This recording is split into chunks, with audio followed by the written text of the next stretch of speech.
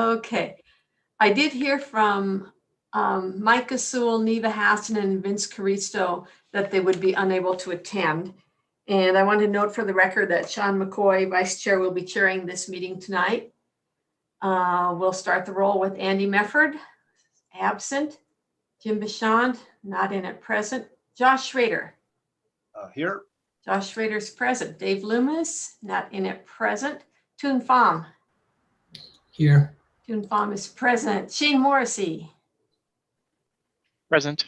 Shane Morrissey is present. Ellie Costello. Present. Ellie Costello is present. Sean McCoy. Present. Sean McCoy is present. Mr. Chair, I have 4 regular members and 1 alternate present. Would you like to appoint Ms. Costello as a regular voting member? Please. Thank you. Indeed. And I guess I'd like to take this opportunity to call this July 6th, 2020 Planning Board meeting to order. Would you, well, we got roll call done, so let's, I'm gonna just double check and see if anybody's come on. All right. Let's move on to approval of minutes from last week. Ideally, or not last week, sorry, last meeting. Ideally, everybody got an opportunity to look those over. Is there a motion, perhaps? I'll move we approve the minutes.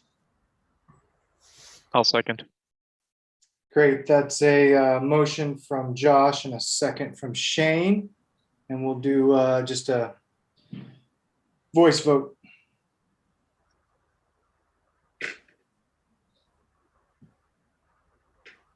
All those in favor, say aye. Aye. Any opposed? And we got a unanimous approval. And the next thing on our agenda is announcements, and I believe Bailey has a little bit to say to us this evening. Good evening. I just wanted you guys to know I had my monthly memo, because it's the first meeting of the month, is in the packet, just with some updates of what's coming up over the next couple months, which is not much. So hopefully that's a little bit better than last summer, where I think we had a lot of things going on.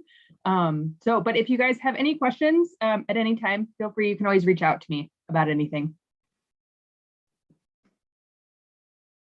Does anybody have anything for Bailey at this time? Great, seems easy. Thank you, Bailey. Appreciate your time.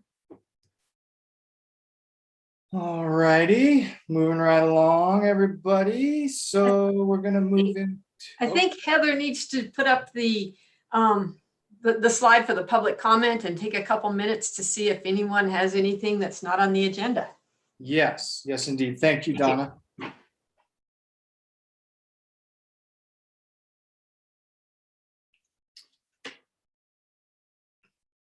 Great. So coming up there for folks that are on Zoom or in the YouTube is public comment information. There's 2 ways to attend.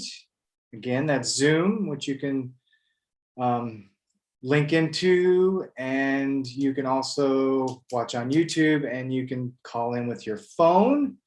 The toll-free number for the phone is 877-853-5257. The meeting ID is 842-9399-6424.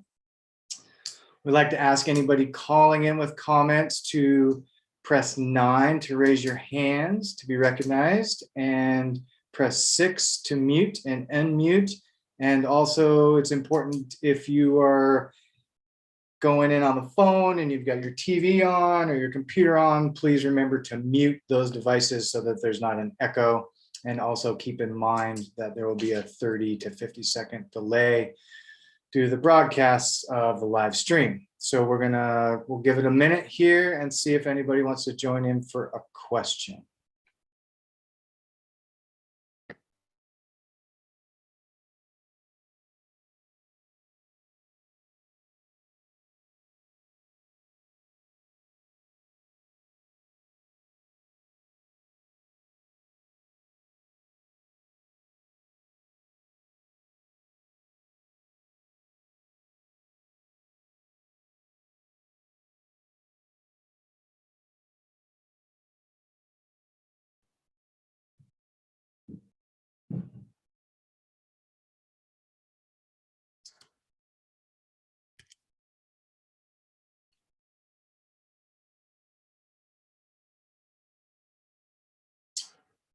I'm not seeing anybody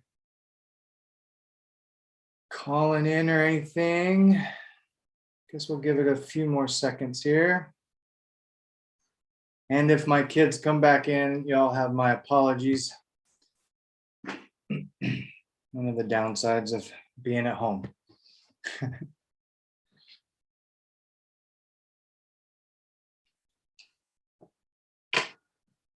All right, unless I'm missing something, I think we'll go ahead and move on from the open public comment period. And we'll dive into this first big part of the public hearing. Let's see, we have next is the Potomac Commercial Subdivision.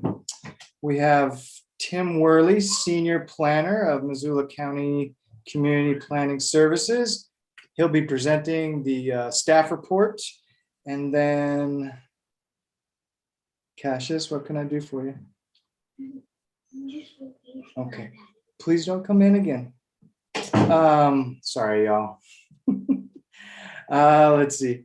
And we'll start with the staff presentation, and then we'll be followed with a presentation from the consultants and owners whose name I've lost track of. Sorry about that. The interruption threw me off a little bit. So I think with that, I'll just turn it over to Tim to give his presentation. Sure. Thank you. Thank you, Sean. This is Pontiac Commercial Development, which is a proposal by Matt Wetzel, represented by IMEG, for an 8-lot major industrial subdivision located off Roller Coaster Road, west of Highway 10, in the vicinity of the Y, sort of south and west of the Y. The total acreage of the property is 20.35 acres, with a 3.83 acre common area along the western edge of the subdivision. Just a little bit of history on this. A similar layout was approved in 2008 for this 20+ acre property, but that subdivision was never filed. The site was graded prior to the original subdivision review. So if you look at aerial photography, you can definitely note that fact. The property is zoned CI1 light industry. And CI1 uses include industrial uses, industrial commercial mini warehouse, and repair services. Roller Coaster Road is the county gravel road that provides access to the property, but Grand Am Way is the 26-foot wide paved cul-de-sac proposed to provide access to the 8 subdivision lots, and that meets the county industrial standard. Curb and gutter are required along subdivision roadways. The applicant does request a variance from this standard, and we support that variance because of the lack of a complete drainage network in this area, and Roller Coaster Road being a gravel road, we think roadside swales are probably an appropriate approach to drainage and road construction in this area. This is a slide showing the proposed road section where you can see those roadside swales or ditches, and then the paved surface for the 26-foot wide road that's proposed. 4-foot wide contiguous walkways are proposed as part of the subdivision. This does require a variance because the standard is for a 5-foot width. Proposal is for a contiguous 4-foot path, which would be separated in some small physical way from the main roadway, or there might be an indicator by reflectors placed along the roadway of the distinction between the road and the walkway. This does require a variance because, again, the standard is for a 5-foot boulevard walkway. Staff recommends denial of this variance, and our recommendation is for the full 5-foot walkway separated by 7 feet from the road surface. We note that this is a public safety imperative and that the boulevard helps also with snow storage. So this graphic illustrates the recommended condition of approval as to where the walkway would be constructed. We don't believe that the walkway needs to be constructed along the full frontage of this lot 8, which runs along the western edge of Grand Am Way. Instead, the walkway does connect at the very southern tip, and the walkway is illustrated in orange, by the way. But that's where lot 8 can access it at that very southern tip, and then it would continue north along the frontage of the remainder of the lots all the way to Roller Coaster Road.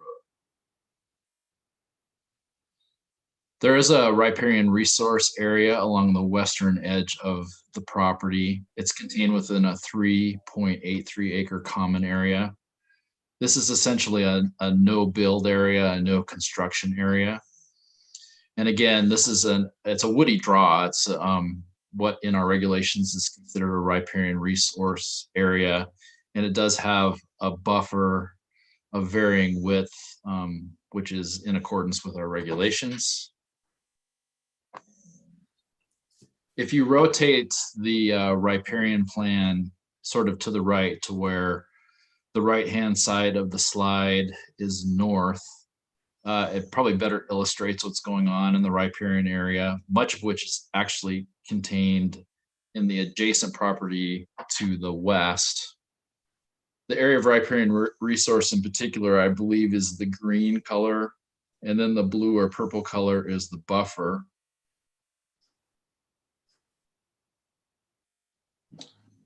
Just some values of the riparian area. These draws are key habitat for sensitive bird species. There have been longitudinal studies in this area of bird habitat, and so there's really good data available as to the value of these woody draws. And obviously the goal is to minimize impact to these draws and preserve the resource to the greatest extent possible. So some important species found in these woody draws include Swainson's hawks, which you can see on the left-hand side of the slide, and then long-eared owls. We do have some recommendations for the riparian plan. Just some clarifications in the language regarding the no-build status of particularly the buffer. We wanted to make sure that it was known that the buffer was a no-build area, even though there's going to be exceptions for certain things like road construction, water supply for firefighting, construction, that sort of thing, which will probably impact the buffer, but not the riparian area itself. We are recommending that the buffer be expanded to the edge of Grand Am Way on the northern end of the subdivision and to the berm that's been constructed on the property on the south end of the subdivision. We're recommending expanded buffer restrictions and some addition of best practices of how to deal with an area of riparian resource on a property. The fire protection for this subdivision is a 30,000 gallon cistern adjacent to Grand Am Way on the northern end of the property.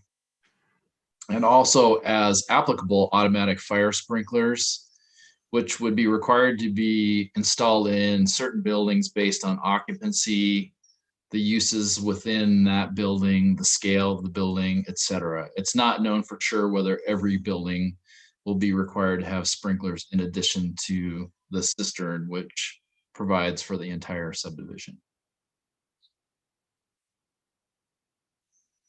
We do have some recommendations for some clarification of covenant language as far as fire protection is concerned. The essentials are there within this subdivision submittal, but we do have some clarifications for the documents that would be recorded. And these requirements will be picked up, particularly for the sprinklers at the time the individual buildings will be built. But the 30,000 gallons of storage needs to be installed prior to combustible construction. We did get one public comment. There was concern about drainage from this commercial development, considering its proximity to Laval Creek and the Grass Valley French Ditch below. This individual also recommended keeping Lot 8 as a no-build zone. And I should clarify that Lot 8 is definitely not a no-build zone outside of that buffer area. It's an area that will be utilized, and actually there is some storage going on that portion of the property at present. This individual also recommended keeping vehicles out of what she termed as the bird gully, because there's actually been sightings of some of the species that I mentioned before within the gully. So here's some of the storage that is on, I believe this would be on Lot 8. But it's important to point out that Matt Wetzel's owned this property for a number of years, and it's been actively used. It's not just a blank slate at present. But I just include a handful of photos here just for illustrative purposes. This is actually looking down into the draw to the northwest. Some of what you see in this photo is actually on the property to the west of the proposed subdivision, but it gives you an idea of what this draw looks like. And finally, this is looking generally southeast at the berm that was effectively created in 2008 with the grading out of this property. In summary, there are your three motions, two regarding the variances that have been requested, and finally the main motion where staff recommends approval of Pontiac Commercial Development Subdivision. All right, thank you, Tim. And is there an individual with IMEG? I wasn't sure if there was a name, or is there anybody that wants to present from their end?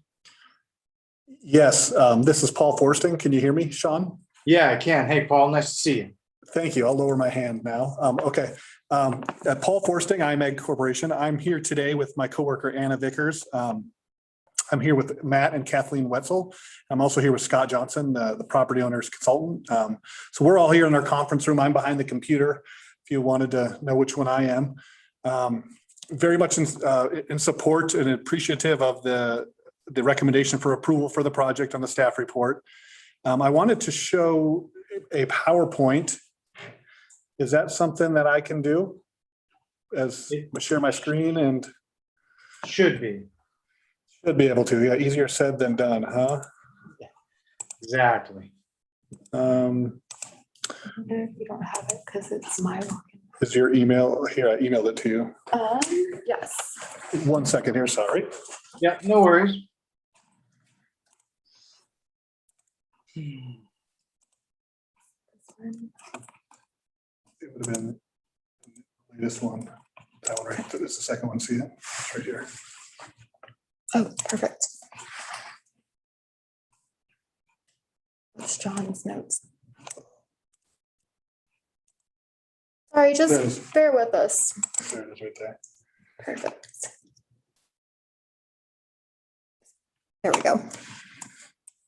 All right. Can everybody see? Can you see the PowerPoint now, Sean?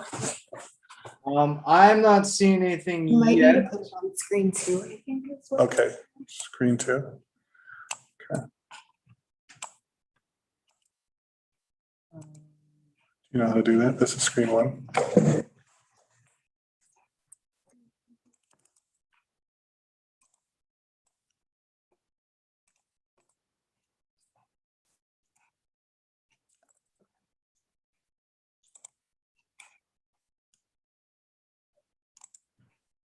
You found it. Can you see it now? Yes, we can, or I All can. right, thank you. Thank you. Sorry about that. It's complicated over here too. I wanted to take a photo of this is just an aerial overview of the site. You can see that our site, as Tim mentioned, our site has been graded, so it stands out a bit. You can see it. Adjacent to us here are some vacant parcels, but to the north of us is an industrial area. And there's some also industrial uses on Roller Coaster Road. This is a photo of the site that I pulled off of the street view. So you can see that this is generally where our road will be. The road's been roughed in already. And you can see the site's been graded. Here's a photo of just down Roller Coaster Road of the site. And then here's another, just a photo of Roller Coaster Road, and you can see our site. So every time I drive out there, it's just interesting to see the context of where this site's at. Roller Coaster is a county maintained gravel road that we connect into. I've put some stars on this aerial here to show some example projects, or I don't know, not projects, but example of just what folks have done in the area. If we look down Roller Coaster Road, this is an industrial commercial building that was built there. It's the reason I'm showing you this. This is very similar to the type of user that will come to our project to occupy these lots. Our lots are 2 acres in size, so they're relatively big. Here's another photo of just down Roller Coaster Road of what somebody else is doing here. I believe this is Shadow Asphalt. Uses this for as one of their building sites. Not exactly sure what they do there. Here's an example of Inspiration Drive. Inspiration Drive and is north of the site. It's surrounded by industrial commercial uses. And it doesn't have a sidewalk. There's no curb and gutter out here. This is very similar to the type of use you're going to see on our site, where folks come, they fence off their property, they use the majority of the site for storage. And it's not necessarily, they're not coffee shops. There's not a lot of foot traffic out in this area. We don't see much at all. Certainly people do go for walks out here. But we just don't see very much, just the nature of the type of building, the use. We don't see pedestrians very often out here. Here's an example of what Summit Drive looks like. Again, these are north of our site. There's about 100 industrial parcels all grouped together, and they're accessed by Summit, Inspiration. There's a couple other roads up there too. Here's our proposed layout. Tim showed it. I just wanted to hit on that. We are a couple things about our layout. One is that our road is a private road that's proposed to be gated at the entry. So it'll be unlike the Inspiration Drive and that I just showed you, where cars will travel through it. We won't have through traffic here. Everybody will have an exit. We'll have a gate code, and it'll really just be the owners of these lots will utilize this road. We're proposing a 4-foot paved addition to the road. As for the walking path, that's going to be striped, and it's going to have reflectors, so folks can just delineate between the walking area and the road area. The road's 26 feet wide. We've proposed a wider cul-de-sac end so trucks can make it wider than required cul-de-sac bulb, so trucks can make it easily turn around at the end. We think this is a good design for the area. It meets our needs. We believe it'll be better for snow storage, or well, not for snow storage, but for clearing the road for snow. We'll be able to just go across the whole site and plow that into the outside of the boulevard, the edge of the road. And so we really like it. We appreciate the staff support of the no curb and gutter. We think that would be really out of place out here. But we would like your consideration of having an attached 4-foot trail. We'd be willing to go to 5 feet if it's a width thing. But our preference would be to go with a 4-foot attached sidewalk. And that's all I had to start off with. We're available here for questions and comments. And excited to hear what your thoughts are on the project. Great, thank you, Paul. Is there anything else from you, Tim, before we move into the public comment section? No, nothing else from me. Okay, so I think now we will segue into the public comment section. And Heather, if you could go ahead and put the participation guide back up, and I will try and articulate that again for anybody that's tuned in to the meeting here this evening. If you want to make a public comment, now is your time. We will provide you an opportunity to do that. You can join in via your phone or Zoom. If you're on Zoom, the passcode is 999636. You can call in. Toll-free number is 877-853-5257. The meeting ID is 842-9399-6424. We ask you to try and remember that there is a delay in the broadcast and the live stream. And if you want to raise your hand to speak, press 9, and to use 6 to mute and unmute yourself.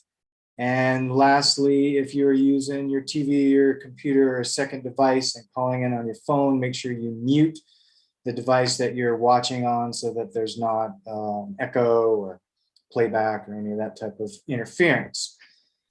So we will we'll give it a few minutes for folks to call in and see if anybody has any public comments. So just hang on and be patient.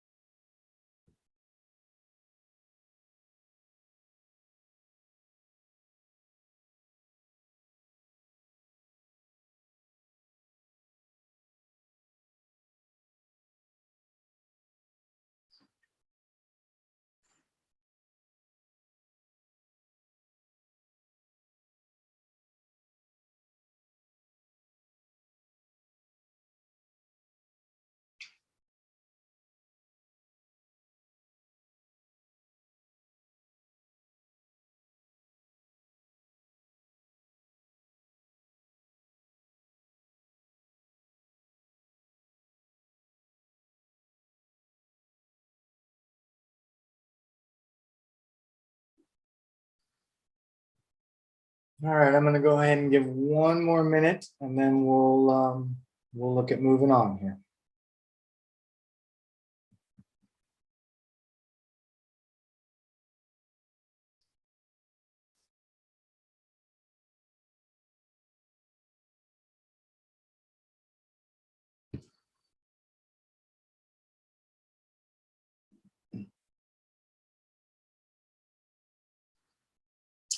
All right, I am not seeing anybody trying to get in or make a comment, so I think we'll move on, and if somehow or another somebody comes in, we can back up and give them an opportunity to speak. So now we will move into the portion of board members' questions. So if any of the board members have questions, now is your time to ask Tim or Paul or the owners or whoever you'd like to ask questions of.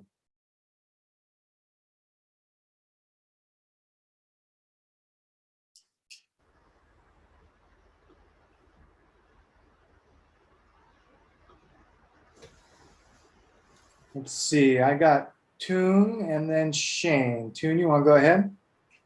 Yeah, Tim, I was just, sounds like this, the variance that you're recommending we deny is a bit of an issue. Can you elaborate a little bit more on the reasons why you're recommending to deny that variance? I think a big reason is that you're going to have commercial and industrial truck traffic here. And it makes sense to create some separation between pedestrians and that traffic. It's not necessarily going to be high-speed traffic, but there's sort of a public safety aspect to just recommending what the standard would be for this sort of subdivision, and that would be 7 feet of separation between the walkway surface and the road surface. And the health department added the piece about snow storage as well. That would be a helpful piece. But I think their primary recommendation was for separation for basically comfort of pedestrians, although you're not necessarily going to see a lot of walkers out here, but also basic public.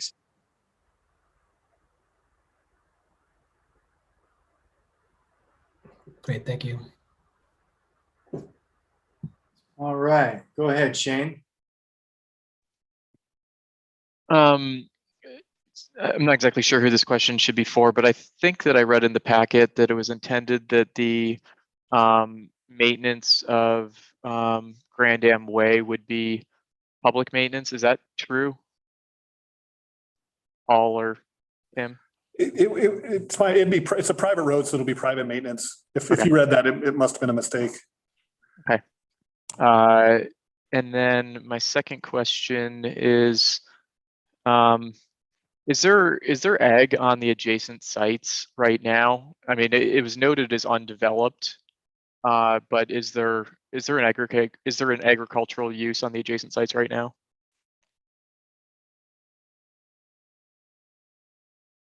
This is some of the people live there do a little bit of hand, but nothing on our side of the road. So just to clarify, that was Matt Wetzel. And he said not on our side of it, not on the south side of Roller Coaster, but there is some hay on the north side of Roller Coaster Road, but nothing on the east or west of us.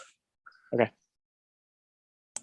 And then I guess maybe just like one last question for Tim. There seems to be, and maybe this is all pretty standard, but I haven't seen this many conditions related to an application before.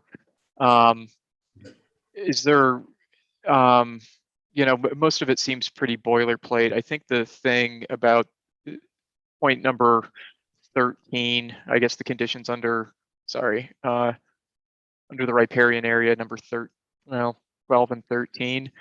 Is there anything in there that is exceptional? And I guess I'm curious as to why it seems like there's a lot that needs to be added to the final plat.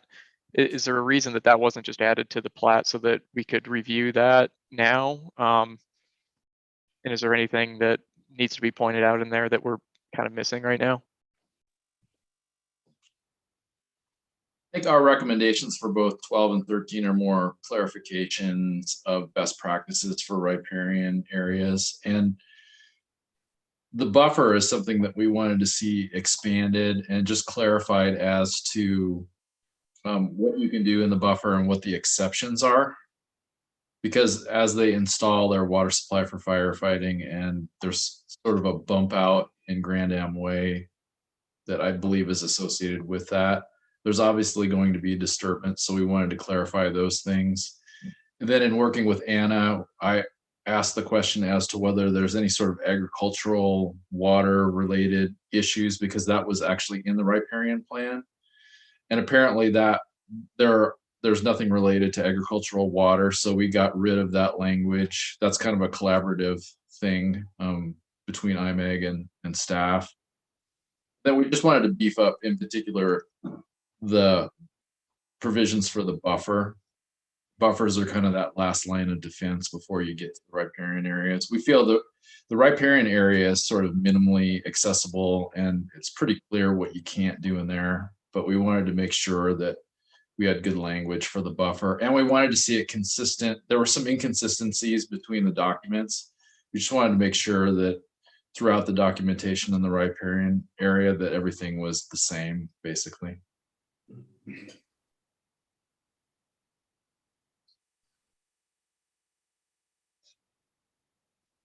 All right, you good, Shane? Okay, let's, I got Josh next and then Ellie after that. I think maybe my question is for Tim. I see that the proposed subdivision isn't in alignment with the growth policy. It looks like it recommends residential there, 3 to 11 units per acre. There is some residential, I guess, to the west of the property. Is that, just given where we're at with housing, is that of concern at all? Yeah, we really wrestled with the growth policy piece to this. part of it is based on the history of this parcel as Matt has owned it. It was zoned mostly industrial with a little bit of residential, even going back to like 2008. And so they came back at that time with their subdivision to rezone it so that it would be completely light industrial. And they were approved for that rezoning. And obviously a lot of time has elapsed and the 2019 land use element was adopted, which recommends residential for this area. And so it was a difficult issue to sort out. I think part of our rationale is the fact that the ship has sailed on this property, if you will. It's been graded out. It's had somewhat of an industrial use for pushing a decade now. It's zoned industrial. We're finding within the land use element that there are occasional anomalies like this that don't necessarily fit cleanly into the recommended land use designation. This seemed like it was more appropriate for residential. We didn't see other issues that would preclude this land use application moving forward. There's a state law that basically says that you can't deny an application or condition it based solely on the growth policy. We didn't see other issues that really tipped it over where, even though it doesn't comply with the growth policy, it seems like it's an approvable subdivision. Okay. Just wonder what the highest and best use is of it. From a developer perspective, but okay. Then I guess the other question I had was around drainage and stormwater management. I think there was public comment talking about, drainage maybe entering Laval Creek. I'm on the map now and I can't see Laval Creek. Is that nearby? I can see the ditch. But just given that, there is clay in the surrounding site, that could move water quickly. I don't know. Do you have any thoughts on, storm water running into Laval Creek? Well, they'll be required, and this might be a better one for the applicant himself. This will have to go through a DEQ stormwater review, and I think some stormwater facilities have already been installed.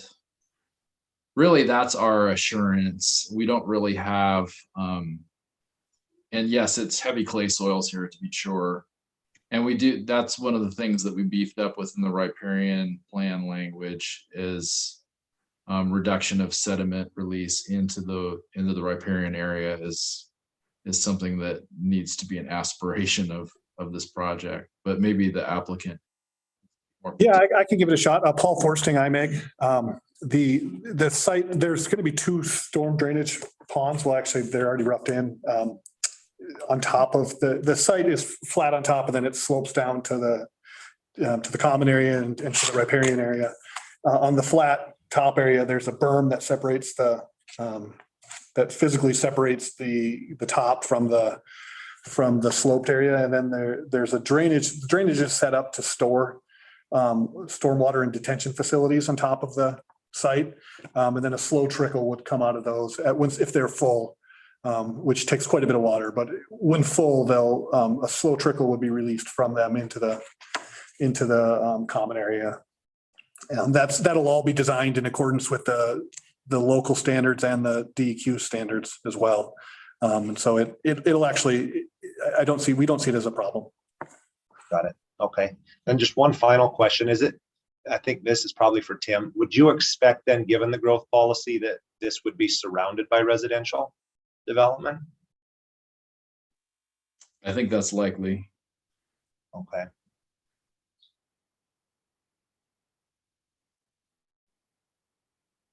Okay. Thank you.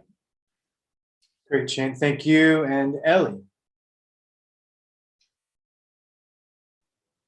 So off of that last question from Josh, are the other properties still zoned residential that are surrounding this parcel?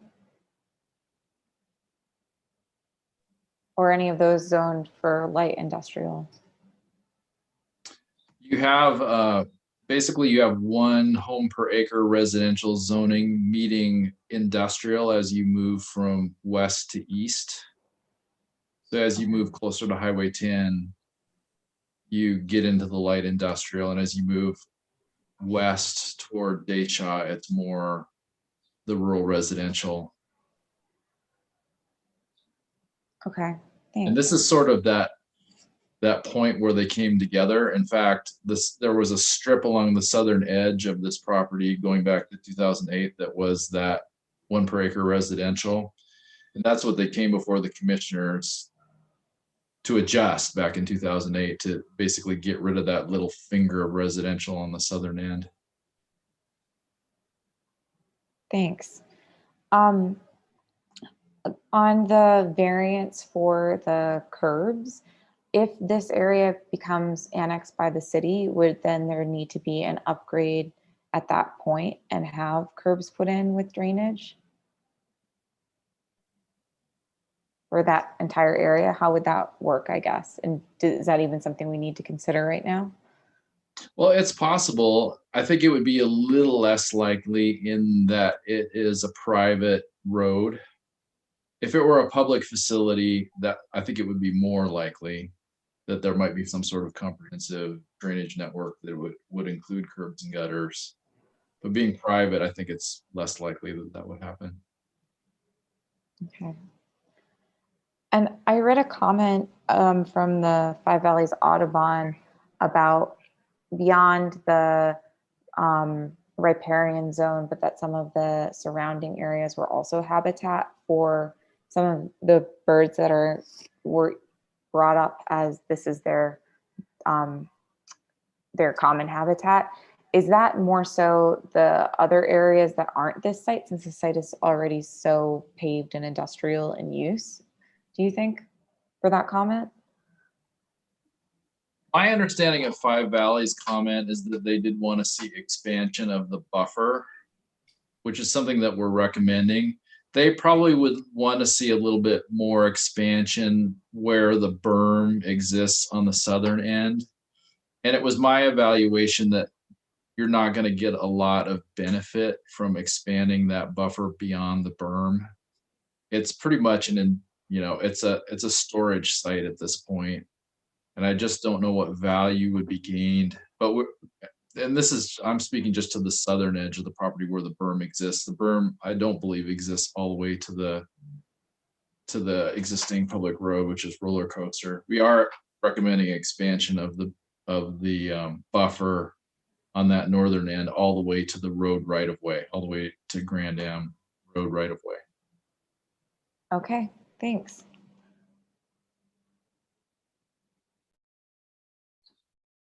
Does anybody else have any questions? Oh, Josh, I see your hand up again. Go ahead. You're muted, Josh. Pardon me. So would each of these lots have wells and septics, or how's the water and the sanitation dealt with?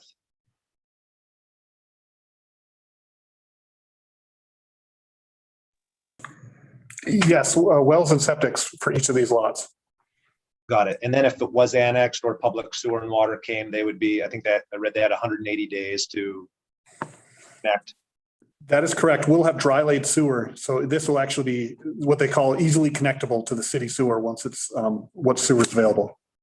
Got it. Thank you.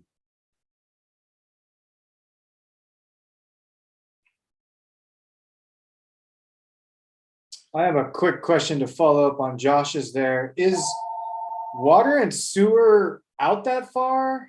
Where are we at in that? Does it come up Highway 10 at all? Highway 10 to the Inspiration and those areas. Okay, yeah, Matt was saying Doesn't come down. it skips this. Roller coaster. It skips this site and goes, but it is further west and it goes along Inspiration Drive and North of the railroad tracks. north of the railroad tracks. Okay. But it's not close enough for us to connect, unfortunately.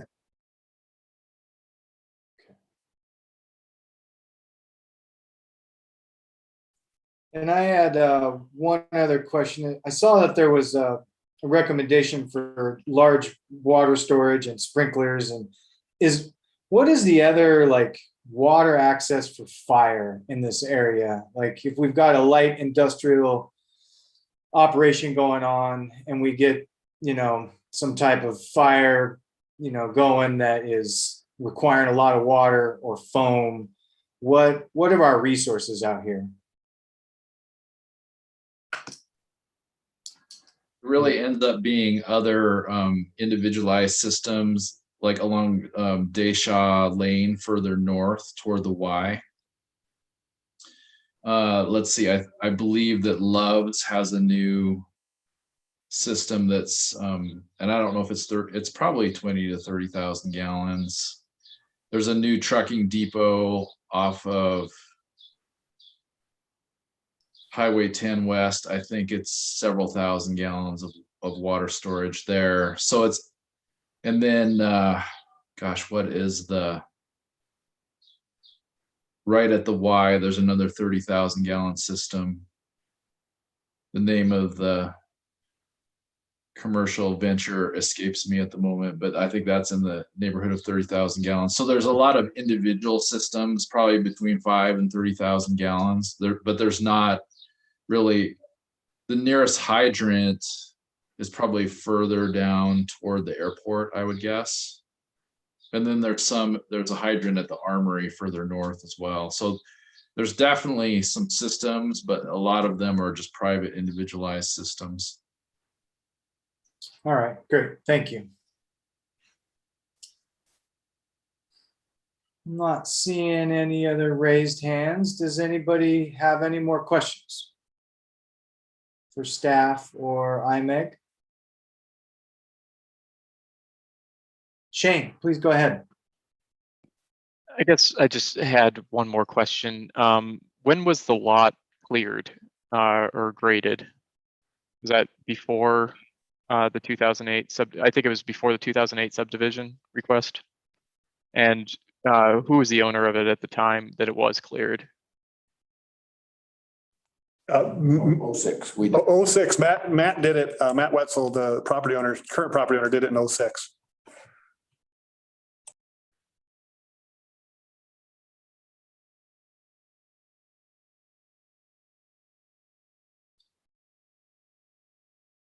All right, any other questions for staff or IMEG?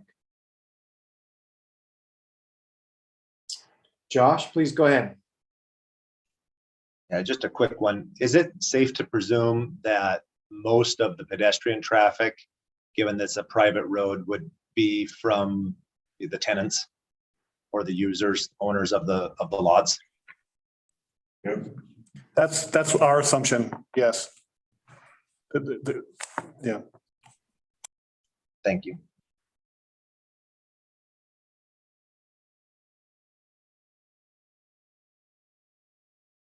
Okay, not seeing any more questions.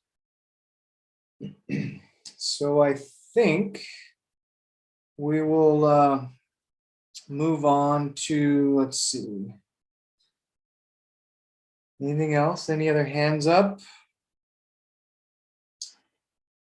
So I think we move on to our discussion now. Or do I need a motion first for us to discuss?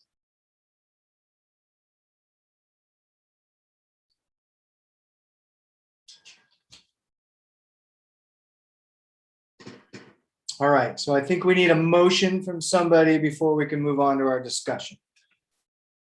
Does anybody want to make a motion?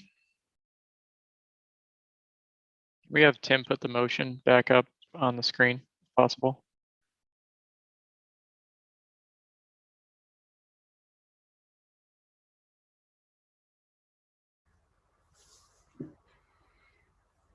And then while you're doing that, Tim, do we have to do 3 separate motions, or can we do all 3 at the same time? I think we can include them, but we need to read each of the different variances out.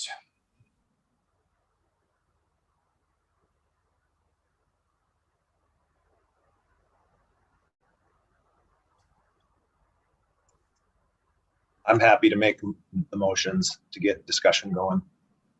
Great, please do so. I move that we recommend that the variance request for the Missoula County subdivision regulations section 3.4.7.3 requiring installation of curb and gutter along Grand Dam Way be approved based on the findings of fact in the staff report. And I move that we recommend that the variance request from table 3.4.9.4 requiring installation of the 5-foot wide pedestrian walkways with 7-foot wide boulevards along Grand Dam Way be denied based on the findings of fact in the staff report and subject to the required condition of approval. And I move that the Pontiac Commercial Development Subdivision be approved based on the findings of fact and subject to the recommended conditions of approval. We have a second, I'll second. seconded by Shane. So we have a motion by Josh, seconded by Shane. Let's do a roll call vote for this one. Donna, could you? Can we discuss now? Is that right? Oh, wait, sorry. You're right. Discussion. Okay, floor is open for discussion, y'all.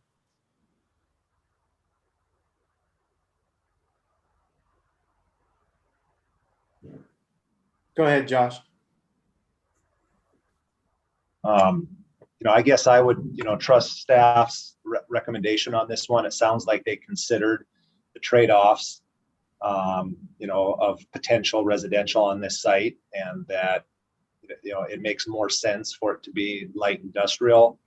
And I'm willing, good going along with that. I think that the variances that they're recommending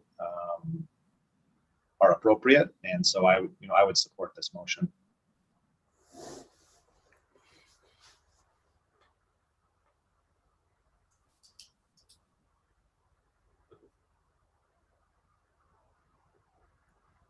And let's see, I didn't see who went up first, but we'll go with Tung and then Shane.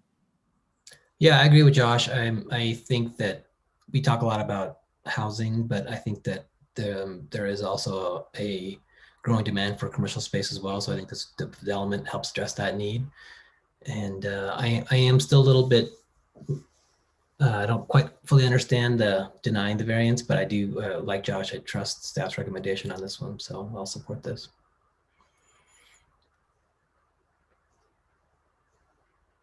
Go ahead, Shane.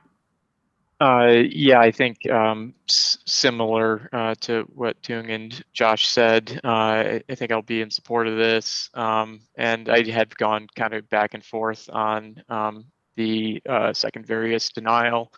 And I think ultimately it is the right decision. However, I don't want to recommend something and it's that would put anybody at risk. And I think Tim's logic for including the boulevard and making sure that the walking path is separate from the road seems like a good compromise in this situation.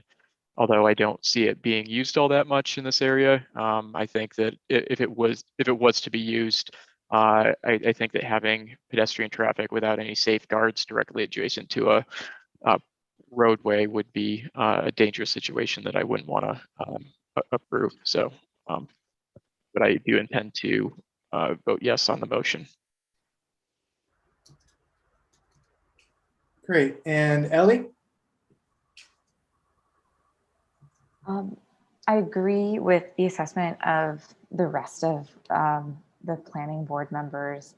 That second variance denial also I can see playing into the future residential development of the adjacent areas, that it might be more used by pedestrians once there is some nearby residential area.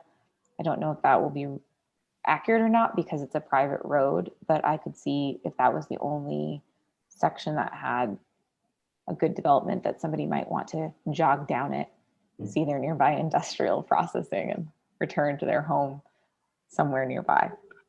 Not sure if that will happen, but an agreement that that should be there for their safety.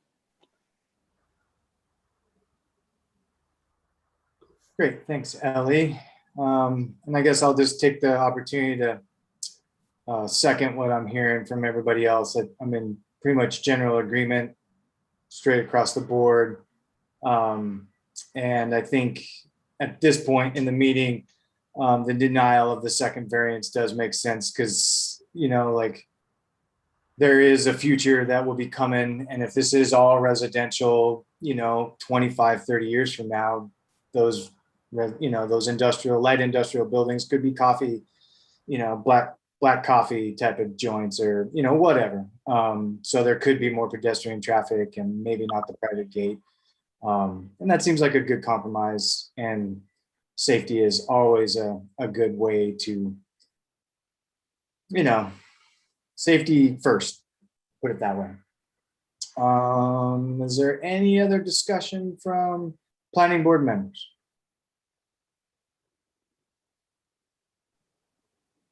All right, not seeing anything from any, oh, wait. I see a hand go. Ellie, did you have something else, or was that still from before? No, I just wanted to comment that also it seems like the Tim and the staff have done a good job in assessing for the wildlife concerns. And I appreciate that, and appreciate the recommendations for the increased buffer for that riparian zone. Yes, absolutely. Agreed here as well. And anything else from anybody? All right, I'm not seeing anything. So now let's just put this to a voice vote. It seems like we got general agreement. So all of those in favor say aye. Aye. Aye. Any opposed? And the motion carries unanimously.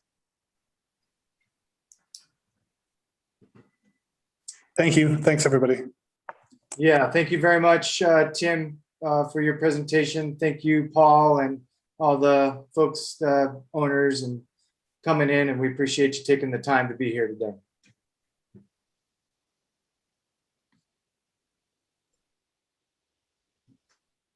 All right, moving along, my friends.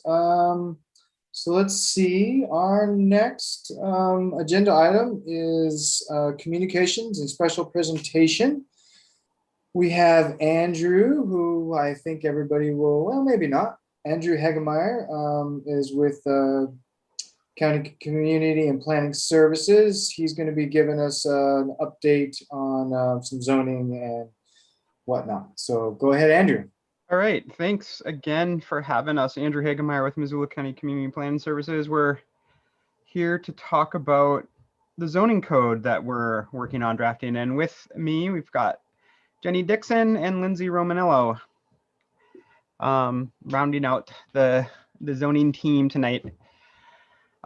We've been coming to the board, giving a presentation once a month on the different topics on the zoning code. Last month, we talked about agriculture and conservation development design. This month we thought we'd switch it up a little bit and talk about housing, as that's kind of the yin and the yang, almost the two hot topics in Missoula, housing and development incentives. And so Jenny or Lindsay, feel free to jump in at any time while I'm talking, just go ahead and interrupt me. And then that goes to the planning board as well. Shane, and anyone else on the board, you have any questions as we're going along the presentation? I mean, ideally, if we were in the room, it would make it much more easy to be have a conversation type approach to this, but being in Zoom, that makes it a little bit more difficult. So I encourage you to just jump in, ask questions, or raise your hand. If I don't see it, I'm sure Jenny or Lindsay will see it and cut me off. I'm gonna share my screen. Hopefully.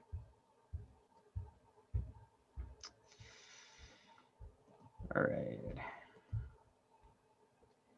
I hope you're all seeing the presentation there on the screen. Awesome. All right, so today, housing and development incentives, these are interrelated, although they are, like agriculture and conservation design.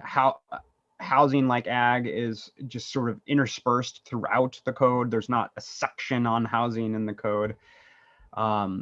Why there is a section on development incentives. In fact, technically conservation design is a development incentive, and there's a whole chapter on development incentives, and we're going to touch on some of the highlights within that chapter.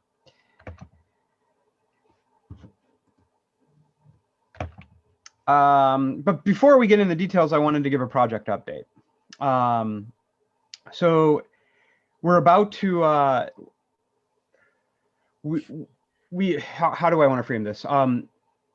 We have rebuilt our zoning website. So mczoningupdate.com has been rebuilt. Lindsay got that up last week. It looks really great. It has a ton of information about the code. You can go look at the code. You can go look at the map. You can see the events. There's a lot of great stuff. Story maps. It's really neat. We're really close. In fact, I think, no, that's the right email. We're really close to, or right page. We're really close to a public launch with the code. The events schedule is being finalized. We have just one event that we haven't, is sort of a TBD, and I'll show you which one that. Our outline events are all scheduled, and we have a game plan for that. And then once those online tools are up later this week, the mapping tool and the code comment tool, which are almost ready to go, and once we have them put up on our website, then we're going to do a launch. We're going to do a press release. We're going to do email blasts. We'll do social media blasts with the county, and we'll send out a postcard to every property address within the affected area of the zoning. So it's something stupid, 17,000, I don't know, postcards.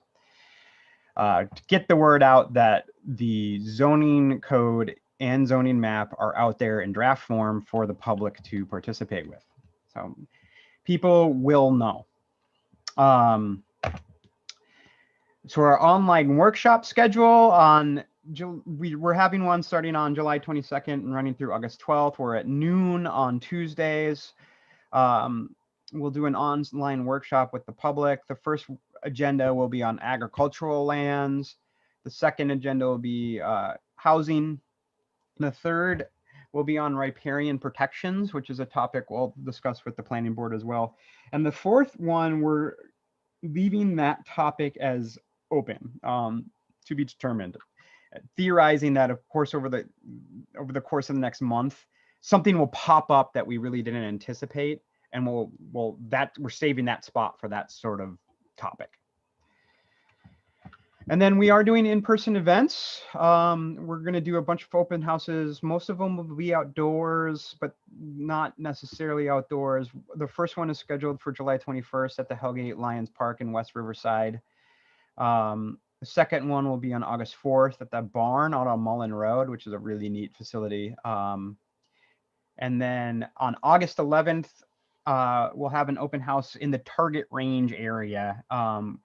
We have not been able to secure a location yet, but we're thinking either Orchard Life, the Country Life Center, or maybe at Fort Missoula in the park there. And then we'll wrap it up in East Missoula at the East Missoula Lions Park, which is basically, it's connected to the school there.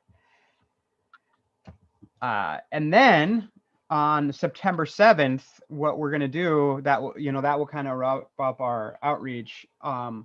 We're going to collect all the information that we've heard, and we're going to come back to you guys and do a report back presentation. And this would be something that we would encourage the public to participate in and listen in on, and just sort of recap with you guys. This is what we heard over the course of the outreach before we move on into incorporating that feedback into the next round, the next draft. Any questions on the summer ahead in terms of our outreach process? And nope, not seeing anything. All right, moving on into our content. So housing is a really big issue in Missoula, in the Missoula market. And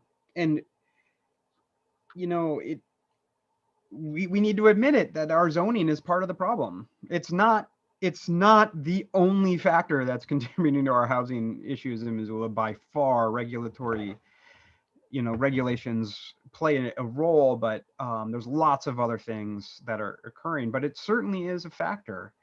Our zoning, first and foremost, is over 40 years old. And,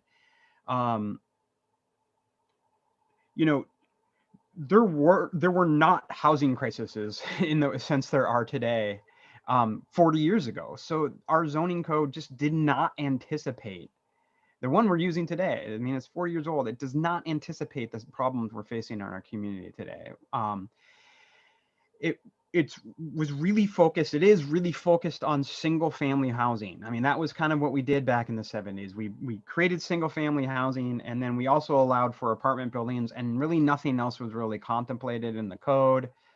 And it separated uses. So it put all the single family over there, and it tried to smash all the apartments into one little spot.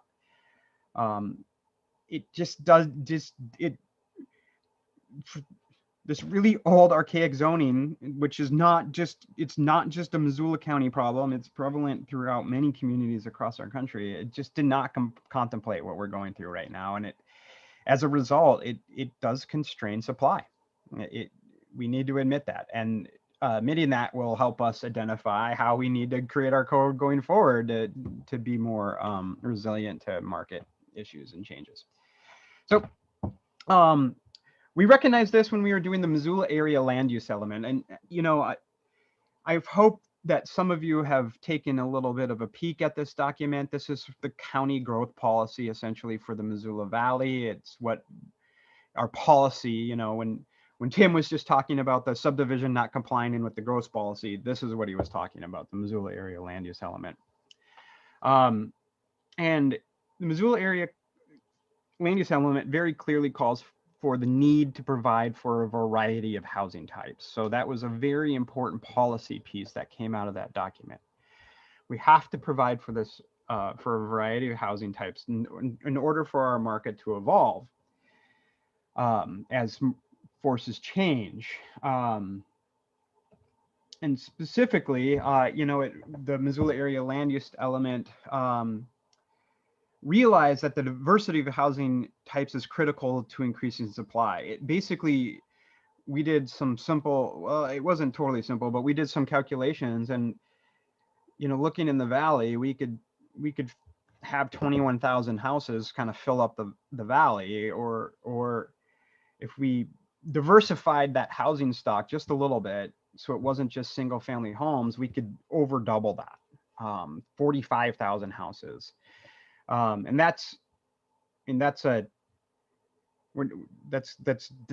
100 years worth of supply. You know, there's a lot of room there if we don't waste it, if we don't squander it. So, but very, very simple math in the Missoula area land use element. But the challenge is, you know, there's really very few areas in the county that have the infrastructure, have that water, have that sewer, and have the road network that can accommodate additional growth. And within that area, there's really only room for about 6,000 units, or if it's all single family. But if we diversify it just a little bit, we can get 12,000 units. So there's a lot of opportunity there within those areas that have infrastructure.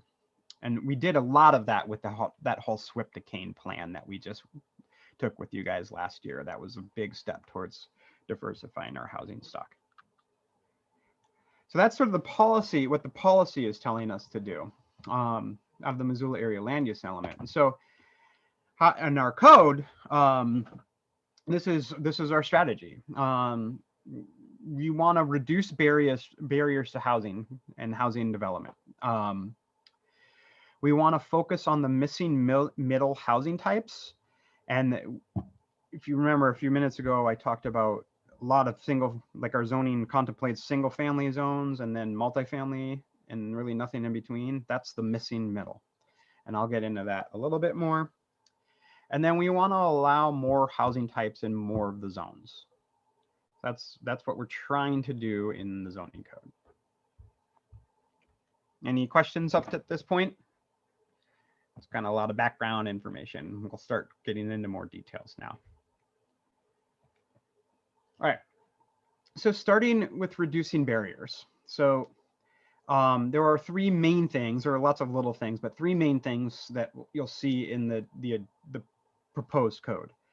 First is we're reducing parking mandates. Parking is, you know, it's really, really expensive.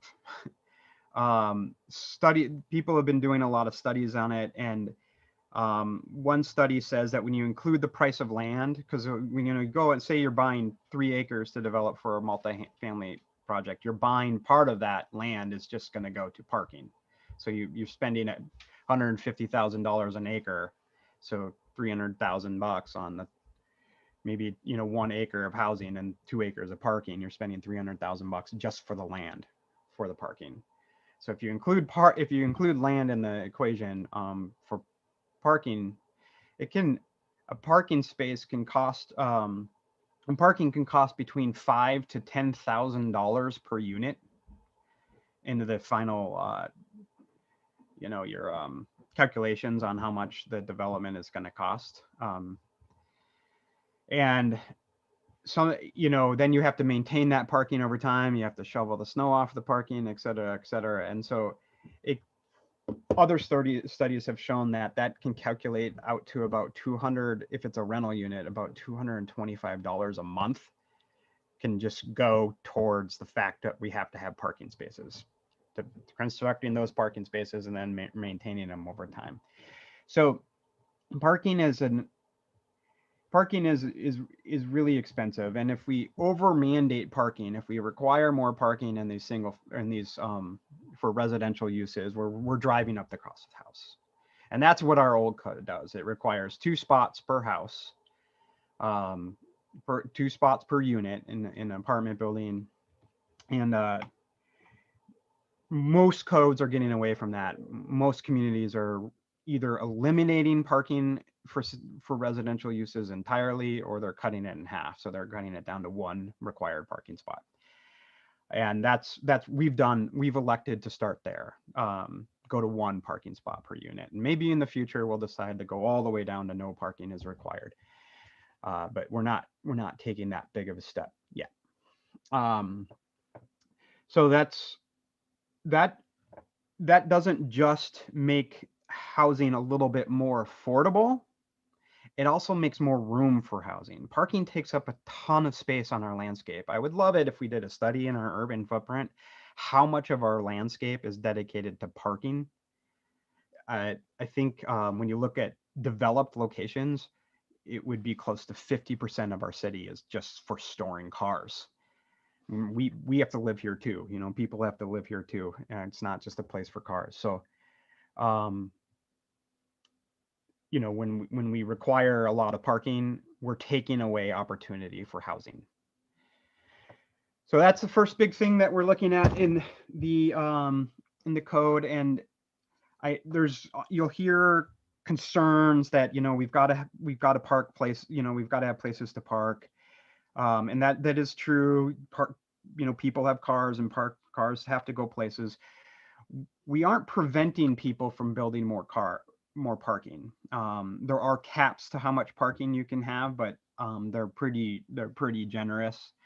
So we're just reducing the amount of parking that is required. So the market can, if you're building in a condominium or something that is marketing to higher end people, you're probably going to want to have more parking because that's a thing you can market. But it allows on the lower end of the market people to reduce the costs of the development. Second thing that you'll see is in terms of multi-household dwellings. So a multi-household dwelling in our definition is 4 units or more. Is that correct, Jenny? So the triplex is in a multifamily? Or is it starting at 3? Starting at 3 is Okay. considered multiple dwelling. Thanks. So the multi-household dwelling standards in the proposed zones have a much lower review requirement than in our current zone. We're not requiring, so for example, because this is sort of a hybrid form-based code where The form of the buildings matters and the building type matters. We don't have the architectural review requirements that our old code has. So you would have to provide architectural renderings in our old code for any sort of multiple household dwellings, which really increases the cost. And I don't really know why you do it, because then you're boxing the developer in theoretically to having to design the building that way. And they don't, that when you're going for your permitting, you don't always know exactly what the building's going to look like in every detail. So it increases risk and it increases costs for the developer. Anytime you increase risk and you decrease costs, that is passed on to the homeowners or whoever's going to rent that facility in the future. So if we can rely just on standards that are across the board that don't need special review, we can make housing a little bit easier to construct in the Missoula market. So reducing those review level requirements. And then the third barrier, that main barrier that we've done is we're reducing, and I'm not saying eliminating, but reducing dwelling unit caps. And what I mean by is when you hear there's 8 units per acre allowed in this district and 16 units per acre allowed in this district, that's a cap. And so you might have a property where you could easily get more than 8 units per acre, but your zoning says you can only have 8 units per acre. And so it artificially limits the amount of housing units you could get on a parcel. So one of the downsides of doing that is when you have 8 units per acre, 16 units per acre, it doesn't distinguish between a 2,000 square foot luxury unit or a 400 square foot studio unit. They're both one unit. They treat them as equals. And so it disincentivizes anyone from building smaller units, because, you know, you could, so if there wasn't a cap, and which is we're proposing to do that in a number of our districts where we do have sewer and water and roads where it's appropriate, there is no dwelling units per acre cap. So if you remove that cap, you know, if you go in, your housing structure size is going to be dependent upon the footprint of the building and the parking and the bulk and dimensional requirements and height requirements and things like that. So maybe if you're building a 2,000 square foot luxury apartment, you'd only be able to get 6 apartments in there. But maybe if you were building 400 square foot studio apartments, you could get 35. So it allows, it does the opposite of what the current zoning does. It sort of allows this, and sort of incentivizes you to do smaller apartments, smaller units, which are more affordable. Yeah, Josh. So would you guys be looking at total buildable square footage, or what types of metrics will you be looking at to, you know, determine massing and actual building? Great question. So in some of our districts we don't care so much about the scale and massing of buildings, but in other districts we very much do. And so in chapter 2, which is the district standards, you'll see a maximum building footprint. And so we use maximum building footprints to say a building could only be 10,000, the footprint of a building could only be 10,000 square feet. So that's a 30, if you went up 3 stories, you know, you can't go over 3 stories in the county in most places because of, you know, fire building requirements and things like that.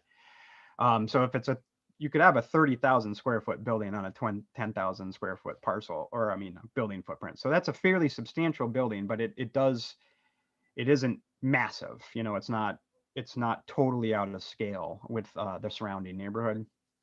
So we use building footprints and we use building types to address the massing and scale issues. And I am going to talk a little bit about building types.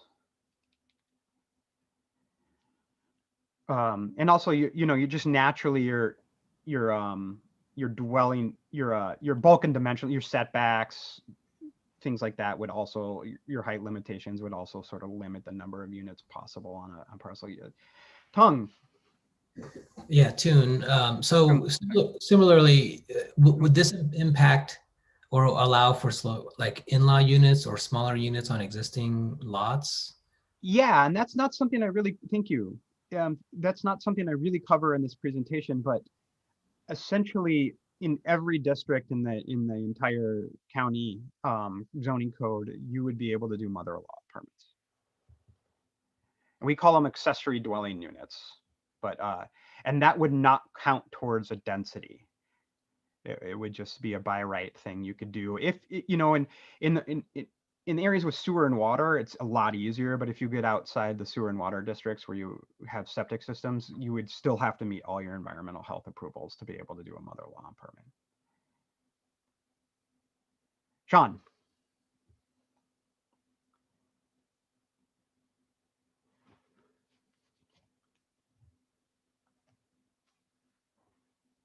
You're on mute, Sean. Thank you. Sorry about that. I am curious if you guys took into some consideration of like possible negative impacts of these reductions to barriers, you know, like looking at the reduced parking mandates. Is that with the hope that people are going to be using more public transit and bicycles? Or like if we stick with our modern culture and everybody and their brother's got a car, are we shooting ourselves in the foot? Like, what are you guys' thoughts there? Yeah, our thoughts are, that's why we didn't go all the way to 0 required. So we thought it would be better to take a baby step in that direction for housing rather than the full leap as other communities are doing.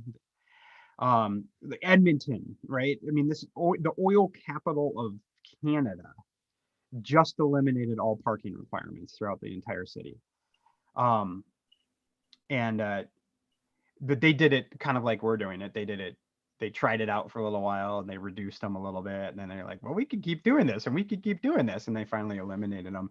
So there's a couple of things is that, first of all, we're not preventing the market from supplying parking. So there will still be parking.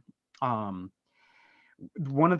thing is the county might have to do, we might have to start doing more to proactively manage parking in some of these neighborhoods where you can have these higher densities. I mean, this is really only the reduced parking mandates would really only affect the higher density neighborhoods.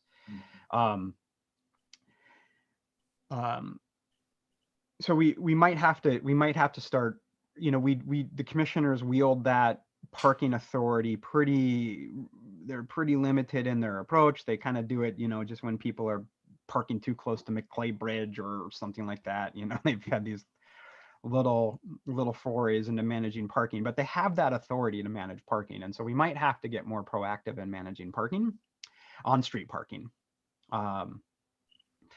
There's definitely some things we're going to have to kind of see how they play out in this respect. There is evidence that shows, there is research that's showing that when communities reduce parking requirements, these parking mandates, that people respond by driving less. You know, you take away your free convenient parking and it's all of a sudden easier to ride your bike. Or, you know, I working downtown, I mean, that's a huge thing for me is I don't want to pay $35 a month for parking. I ride my bike, it's free. Now, if I could park downtown for free, I probably would drive more. So a little bit behavior thing there. There is research that shows that people will change their habits a little bit, which is super like right in line with what we're trying to do in terms of like reducing people to drive. Is like reducing people driving reduces our contribution to climate change as a community, and so that's a kind of a positive benefit. And you know what, parking, like I said, you know, the benefits is it takes up a lot of space, and we're sort of recognizing that maybe we should be dedicating more space to housing and people and not to cars, and so some of those things. But I'm no doubt, you know, as this plays out over time, we're going to see some hiccups and we're going to have to take action. I think the first step would try to be, you know, the commissioners pass some parking management techniques, and if it doesn't over time it just doesn't seem to be working, we can always go back. You know, we can always flip the switch back. But I don't think we will. I think one parking spot per unit will be fine. That's my opinion. Great, thank you. Yeah. I'll start moving along here. It's the reducing dwelling unit caps. That's sort of an arbitrary one that's hard to grasp, but I think that's going to have a positive impact in some portions of the county in terms of providing housing without necessarily like overcrowding the area. And part of that is because of the other things that we have built in the code to sort of prevent that from happening.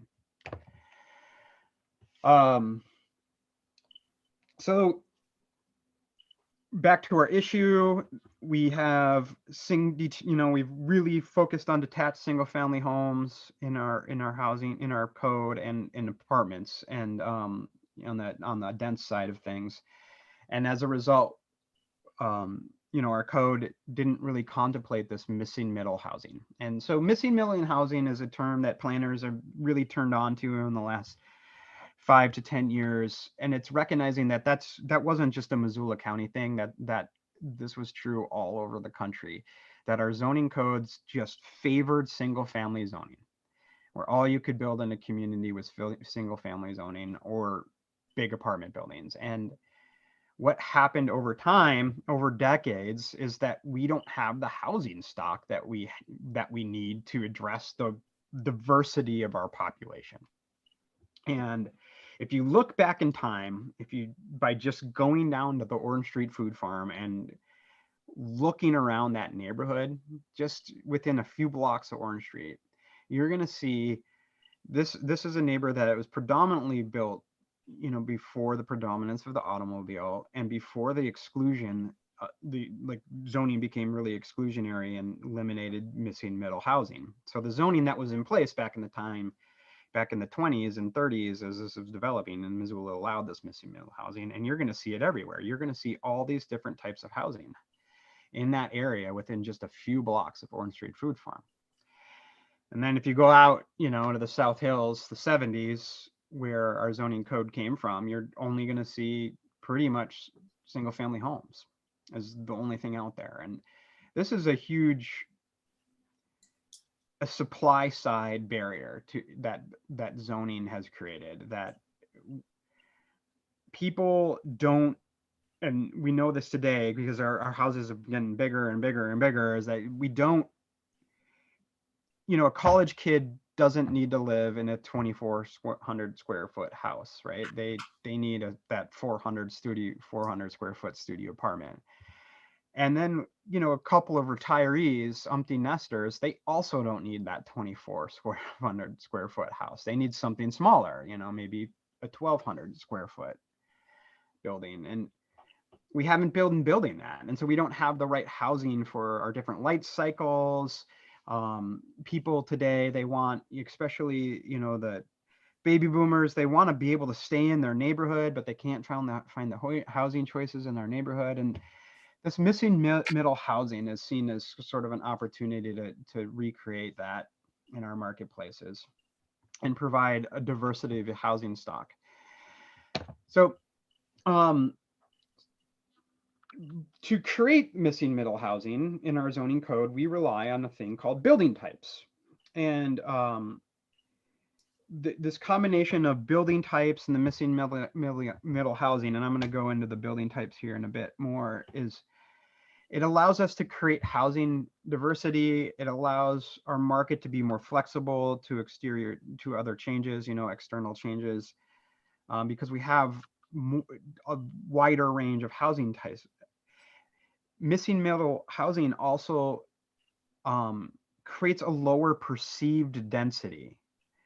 And so you can have really high unit per acre counts, 25 unit per acre counts, and they can really blend in well with single family predominant zoned area or predominant single family area.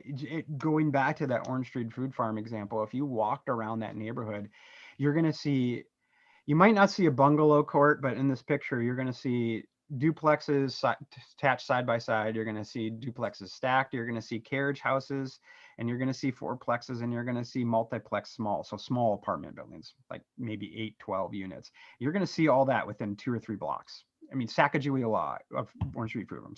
Sacagawea Lodge is a multiplex small building, and it's right next door to Orange Street Food Farm. And so that is a much more, that area is much more diverse, and it has that density in that little area is actually quite high, but it has a much lower perceived density than if you go out to these areas where we're building these 400 unit apartment complexes. That seems really dense and intense, but actually their densities are probably pretty similar. And also using building types and focusing on missing middle housing helps create these walkable places that we want, which is a really important thing for a lot of reasons, to have walkable places. So these aren't examples, obviously, in Missoula. I don't think we have palm trees in Missoula, but moving on, these are some examples from our code. So in our code, we have these pictures of what a detached home is, and what a description of a detached home is, what a cottage house is. We have duplexes described, and we have these images and to sort of show what the different building types are. We talk about townhouses, we have triplexes, quadplexes, multiplex small, which is an apartment building with less than 8 units or 8 units or less. Multiplex large, which is a apartment building that goes up to 12 units. And then we also have apartment buildings, which didn't really fit into this, so I did not put it in there. But apartment buildings is an endless amount of units, so it's just a big building type. So how building types work in the code is, it kind of works like uses. You know how we have a list of commercial uses, and it says which zone a bar can be in and which zone a retail store can be in. We do the same thing with building types. So we have a table that shows what districts these building types can go in. And what you'll notice is, as I've written on the screen there, where it says S and W, that's the districts where we have sewer and water. And it really starts with the residential district R. So from that point denser, we have sewer and water. And that's where you see us introduce a lot more building types into the landscape. So once you get in the residential district, you can do triplexes, you can do quadplexes, you can do townhomes, you can do a multiplex small if you're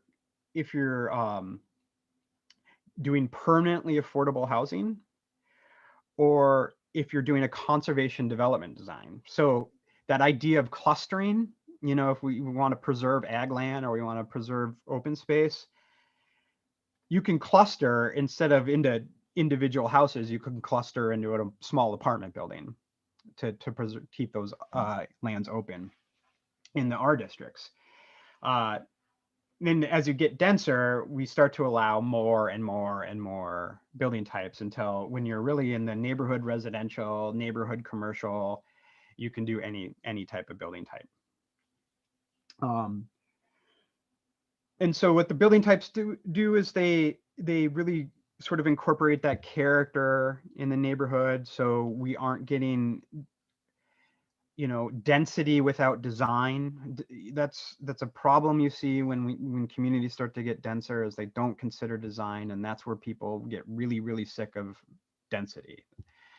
It incorporates the scale. So a multiplex small is not a big building. That would not be out of character in more traditional single family neighborhood. And as I've said multiple times, it helps lower that perceived density when you incorporate building types, the missing building types, which is something we really need to do. We need density, but we don't want to have it be bad density. Any questions so far? Not seeing any at this moment. All right, so now I'm going to move on. Jenny, do you have anything else that you feel like I should mention in the housing discussion before we move on to development options and incentives? No, I've been following along and just kind of tracking, and I haven't come across anything, being Okay, great. very thorough. Yeah. Without getting exceptionally detailed. Josh, I see you got your hand up there. I was just curious if this presentation and the one you gave last time on, you know, the agricultural is going to be available at some point. Yeah, we record these. I don't see why.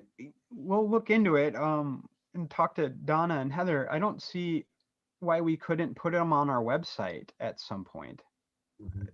Yeah, I think that's a great idea. We haven't thought about. Yeah. I just noticed they weren't attached to the agenda, and it's a lot of great information. I finished this one at about 5:15 today. It took a while for me to get through. And there were like the hill above my house was lighting on fire, so there were distractions and yeah. So development options and incentives.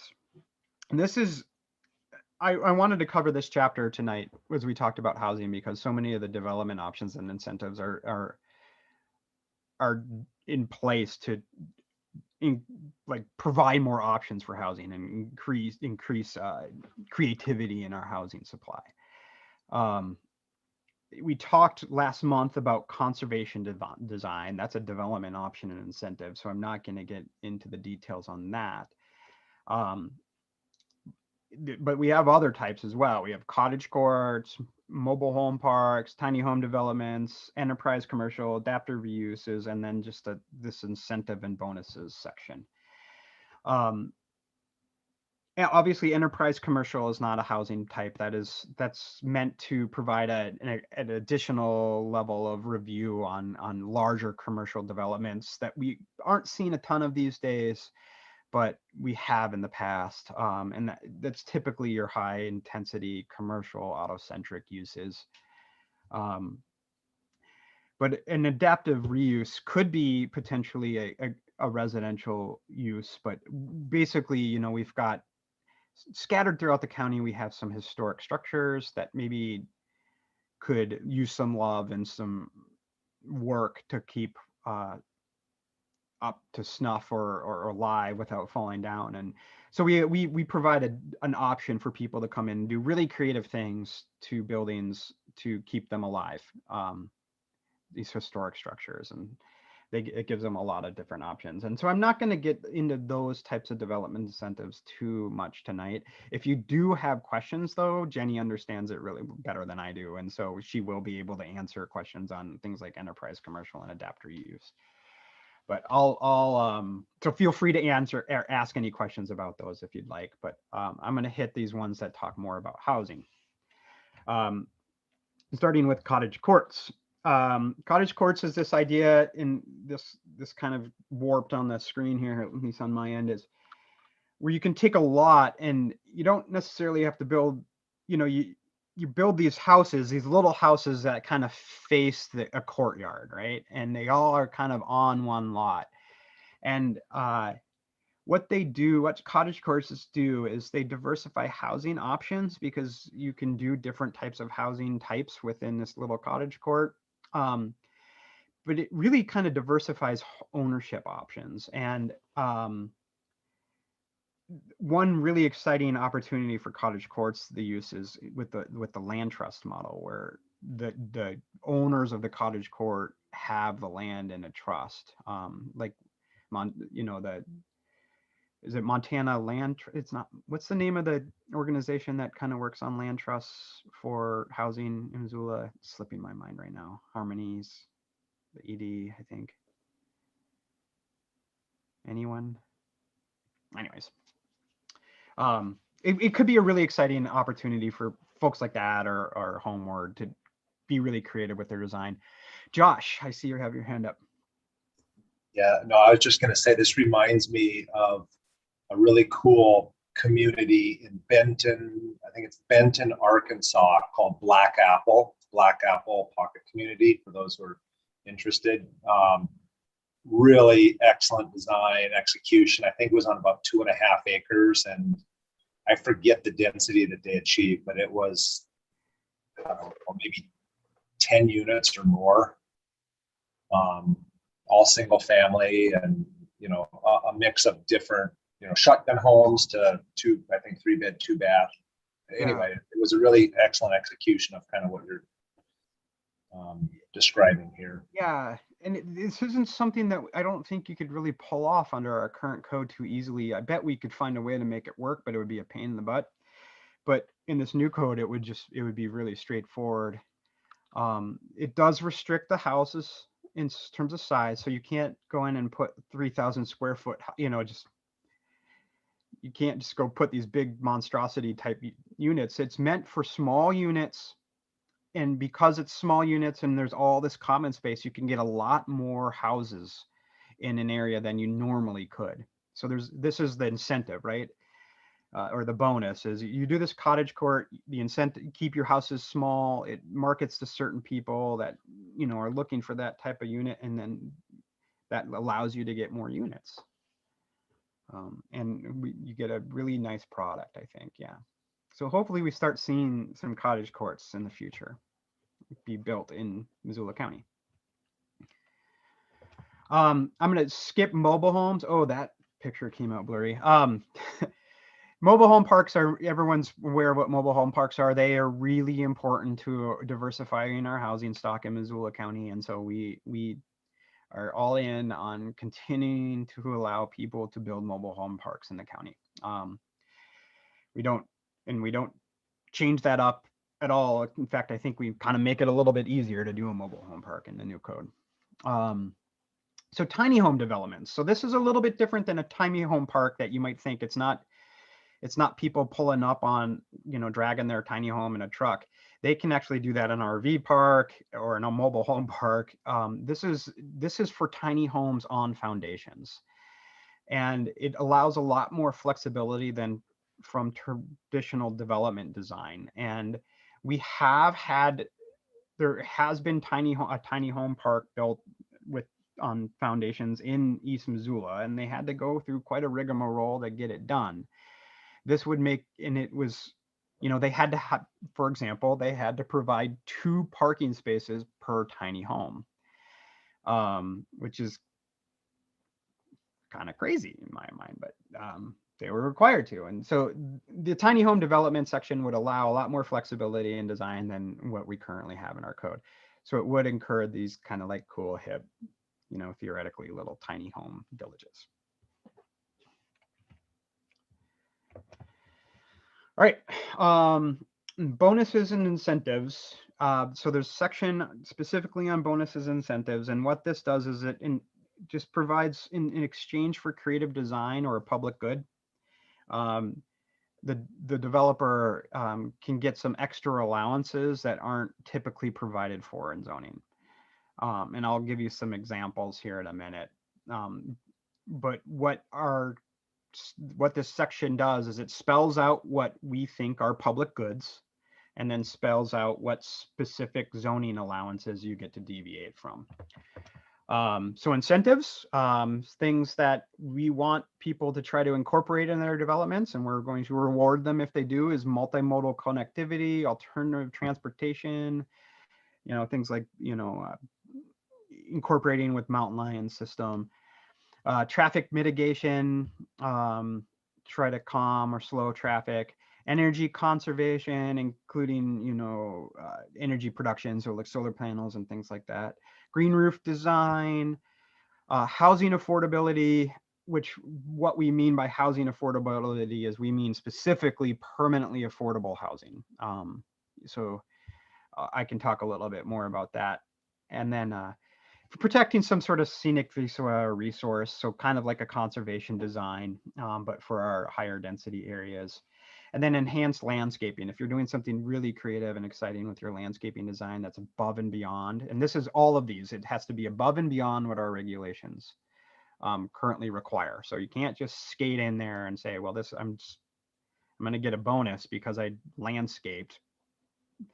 You have to be going above and beyond what our regulations are requiring.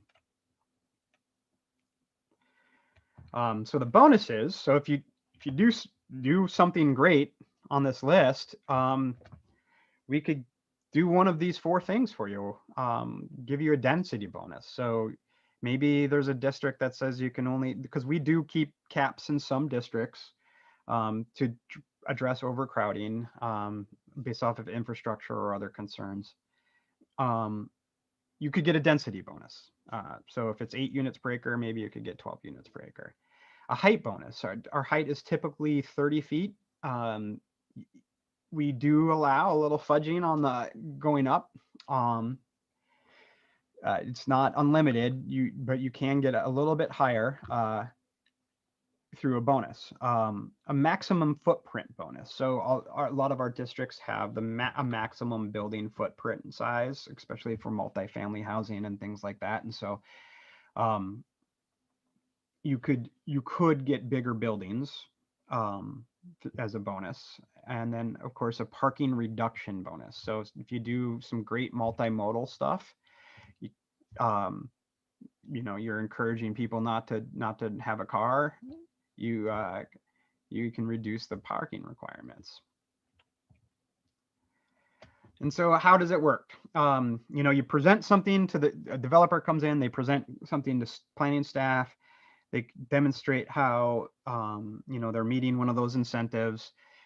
They are awarded points for the more the more great things you do, the more points you get.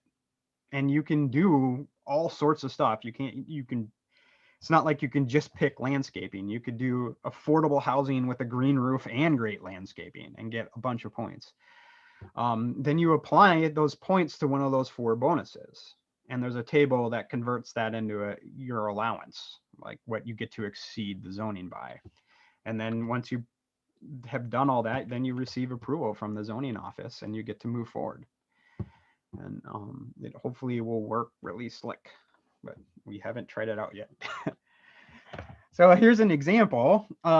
Let's say a developers come in and they are going to do 10 units of permanently affordable housing.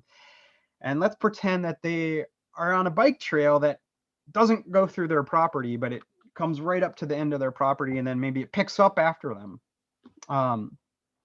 So they come in and they say, well, we got a great opportunity, you know, that we're going to do permanently affordable housing. We're working in partnership with United Way. They're going to be the people who hold that hold the housing, or maybe it's Homeward or that Missoula Housing Authority. So the permanently affordable housing, you have to it has to be subsidized below market rate according, you know, to certain levels. And so you have to have some sort of entity like holding the tax credits or doing something like that to make sure they're affordable. Yeah, so you have to be able to demonstrate that to the county that it is permanently affordable. And we use permanently affordable a little loosely because some of these things expire after 30 years, and that would count. Those would still count. So maybe they're doing, so they're coming in, they're doing about 10 units of permanently affordable housing. They are connecting a bike trail. So we run the calculations and they receive 15 bonus points for the affordable units and 5 bonus points for the multimodal connectivity. It's for a total of 20 points. So the multimodal connectivity points can be applied to parking, to reducing the parking requirement, but only multimodal points can apply to you can't do landscaping and get to reduce your parking. You have to do something to reduce auto use to get the parking reduction bonus. So they apply their 5 points from the bike trail to reduce their parking by 10%. And then they apply that 15 units or that 15 points from the 10 permanently affordable housing units, and they could apply that to something like a density bonus. And so maybe they would be able to increase it with, 15 points would increase their density by 30%. So maybe they could get up to 13 units. And so what this allows them to do in this situation is, say, let's pretend that by reducing the parking area, they were strategic and smart about this. So they knew that if they reduced their parking area, they could get a few more units, but otherwise they wouldn't be able to do that, you know, because of their lot configuration. So this would allow them to, that creativity and flexibility and incentive and design. Ellie. Have you seen this kind of incentivizing work really effectively in other communities?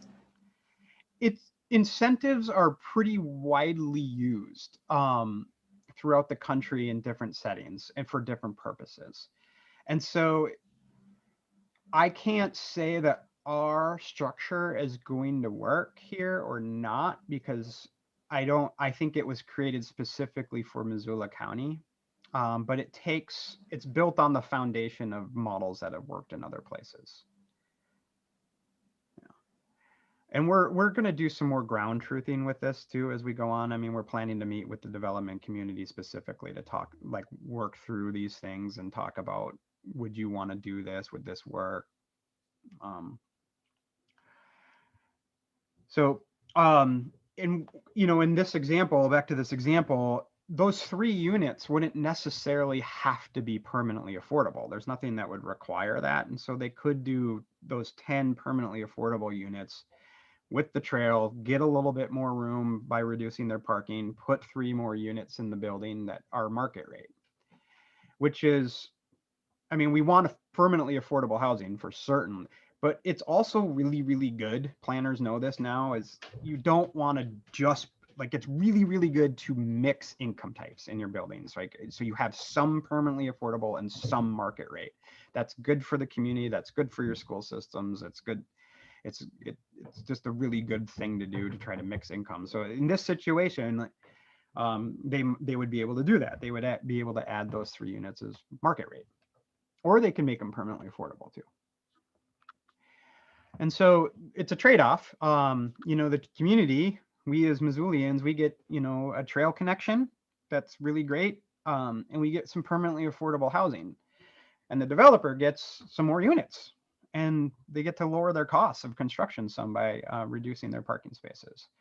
So it's kind of how these bonuses and incentives are designed to work.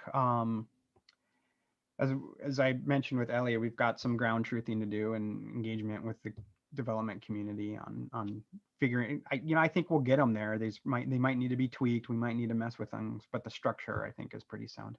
Elliot, you got another question?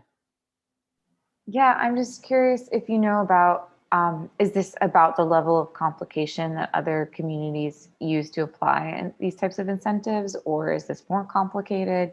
Because we have a lot of different types of incentives. Yeah, it's I would say it's pretty comparable to what you see. I mean, it is on maybe, you know, halfway past the sophisticated point, you know, it's like tilting sophisticated. But you know, the foundation is usually you do something, you get points, and then you get to apply it to a you know, exceed your zoning in one way or another by a certain percentage. So I love these ideas. I really want to see them be effective, which is why I ask, I guess, for those examples would be super helpful, but Yep. maybe that'll Yeah. come from the development conversations. Like they'll be able to tell you like, no way, we would never do that, or whatever it might be. It's you know, you've got to propose something for them to react to, and that's what we got. We've got something that we think will work, but we'll find out when we propose it, and then they might think it works, and then we put it in the ground, and then 5 years later no one's done it. And you know, one thing about zoning is we should be coming back to you at least once a year with tweaks for this thing, and we should be doing that every year. We should be maintaining and updating our zoning constantly. It should not be something we do once every 44 years. Not that, I mean, we have updated our zoning code, but it's, you know, we should be identifying things that don't work. You know, the SWPTCANE plan, this inform-based code that we just adopted, we're already identifying things that aren't really working the way we intended it to. And I wouldn't doubt if in the next 6 months, we're coming back with code text amendments to fix those. Shane. Yeah, just to kind of follow up on what Ellie said, I guess first off, this all sounds like really, really great. So appreciate you guys going through this with us. And I guess I guess I have two questions. One is, and you might not have to know this yet, but would the developer be on the hook to, in the instance of a trail connection, would they be on the hook to pay for the trail connection, or is it really just providing an easement? And I'm just trying to think of like to reduce the barrier to them wanting to do the trail connection. If it ultimately costs them money and land, how can we incentivize that even more? And then I guess the follow-up question to that is if they were to donate the land and potentially put in the trail connection, could we give them that? I want to make sure that they can still develop an appropriate density on the property. That can they develop to the original plat or the original lot size or whatever on the remaining land? Does that make sense? So Yeah, yeah. Absolutely. That is a great question, and I do not know the answer to the second half. If they dedicated land for a trail, would we basically not calculate that into the equation? Which would then be punishing them for dedicating the trail. I think Jenny and I and Lindsay will have to bang our heads around a little bit on that one.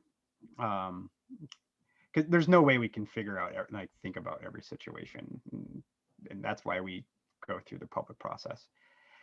As for the first part, yeah, they could just designate an easement, and that would get them a few points.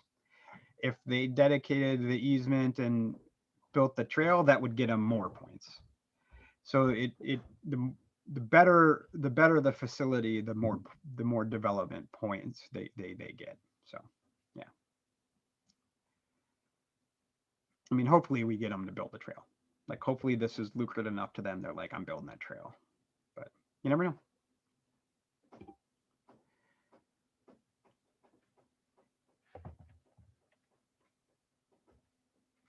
Well, that's all I have in terms of the presentation.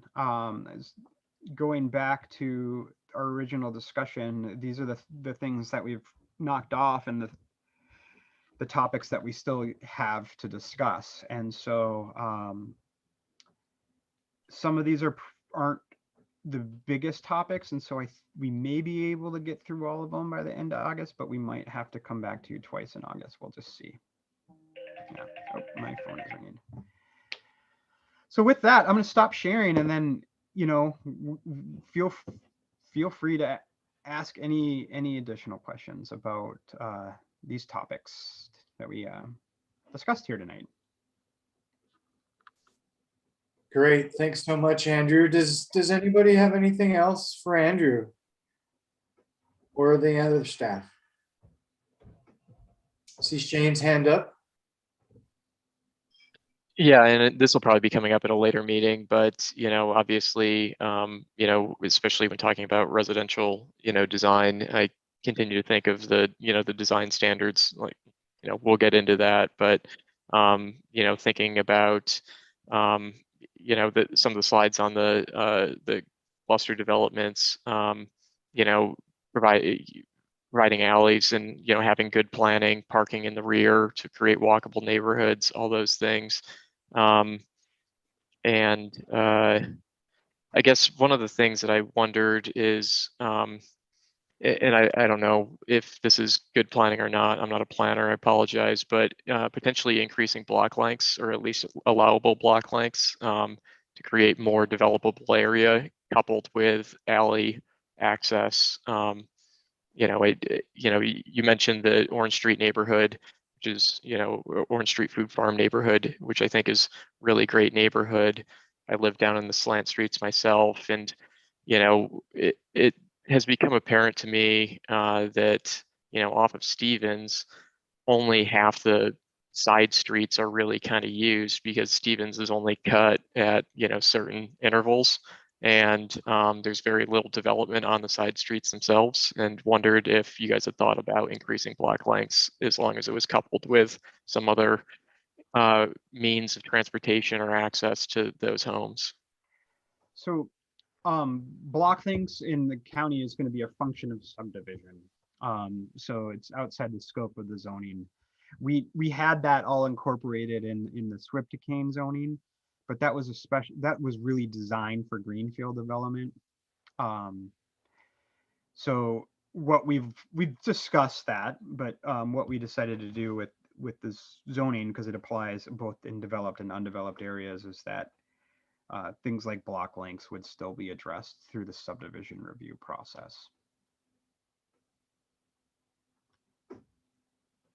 Okay, I see Ellie had a hand up. I'm fairly new to the planning board. I don't know what this Swipticane development is. Oh, that's that Mullen area master plan where we got the build grant, and then the city and county worked together and we did a big master plan for it, and then we adopted a zoning code specifically for that area. And that's that area.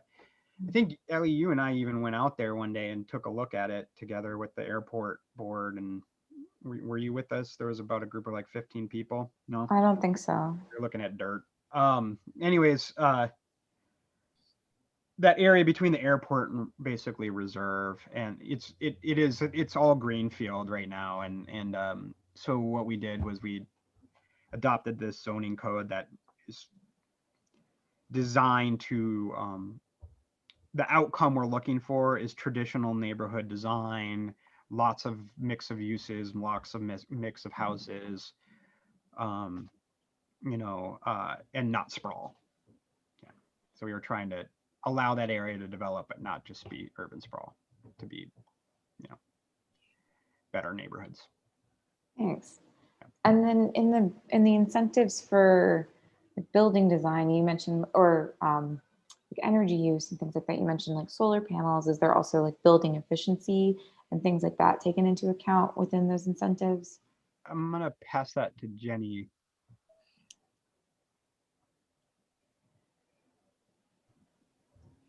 Can you say that again about building efficiency? Are you talking about energy efficiency? Yeah, like Okay. energy efficiency in buildings in addition to like solar panels or things like that. Okay, and will you just clarify the question for me again? You're interested to know, do we have that? Oh yeah, in is our that part code? of the incentives? Because I felt like some of those things were just given as examples. So like solar panels was the example of kind of good building design, energy conservation. But is there stuff like if you meet a certain standard of, I'm not, Shane might be able to help me out with this because he's an architect, but whatever those requirements are that could get you points, or is that not a part of it?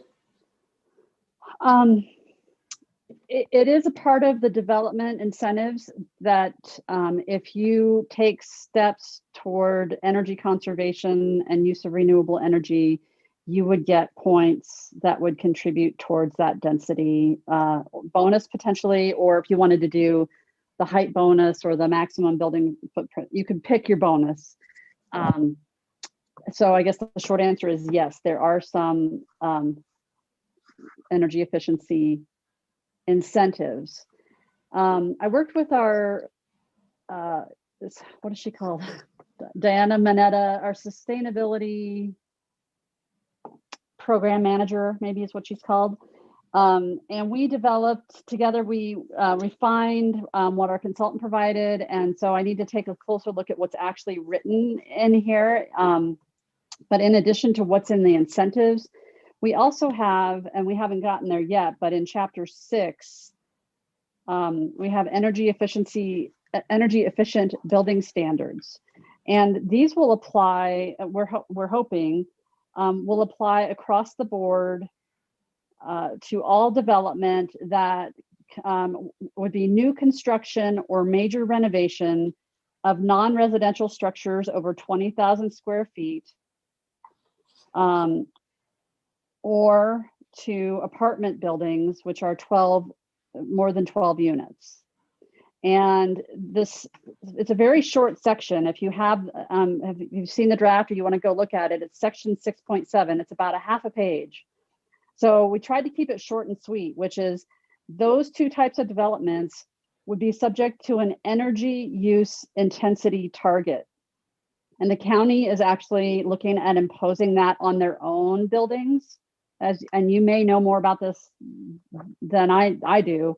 I worked with Diana, but she said that the county has drafted energy use intensity targets for their own buildings. And so I said, could we use these for large building construction in the county?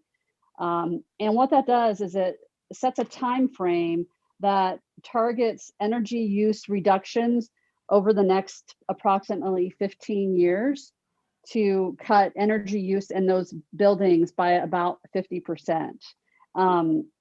And there are different building construction ways to do that, or renewable energy approaches that are, there's a tool online called I think it's zerotool.com.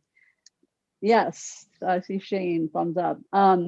That gives you kind of a national average for a building type and how much energy it uses. And so it uses that baseline to say, all right, if you construct that building between now and 2025, you have to reduce from 100% down to 75%. It's basically a 25% reduction in your baseline use. I'm making it sound way more complicated than, I mean, if you look at the page, it's very clear and simple in a table. And I know we'll be talking about this in more detail as we move forward. Thanks. Just curious about that. And are developers able to then to propose what they're doing and describe why it would be meeting some of the standards? I imagine that some of your incentives might be broad and some of them might be more specific, but that those broad ones, they might be able to like say, this is how we are doing some of they could approach it from multifaceted ways, essentially, it sounds like too. Yeah, actually, let me just look at this really quickly, chapter. I might be getting us in the weeds. No, that's fine. I'm just going to go to the standards that Diana and I worked on for solar energy, and I might need to work with Drew and Lindsay on, because I don't know that this might have missed getting into the solar energy section in the bonuses section in chapter 9. I'm not totally sure, so I don't want to get us, I mean, Drew, jump in if I'm getting us off. Because I know that what I had worked with Diana, it looks like it's a little different than what's in the book, what's in the May 18th version. So I don't want to, I guess I'm trying not to give incorrect information right now.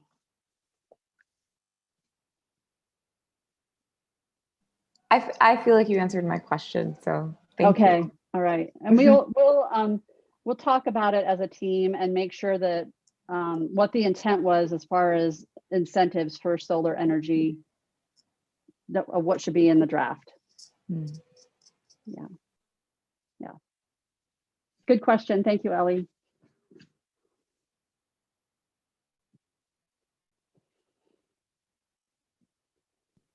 Dang mute. Shane has another question.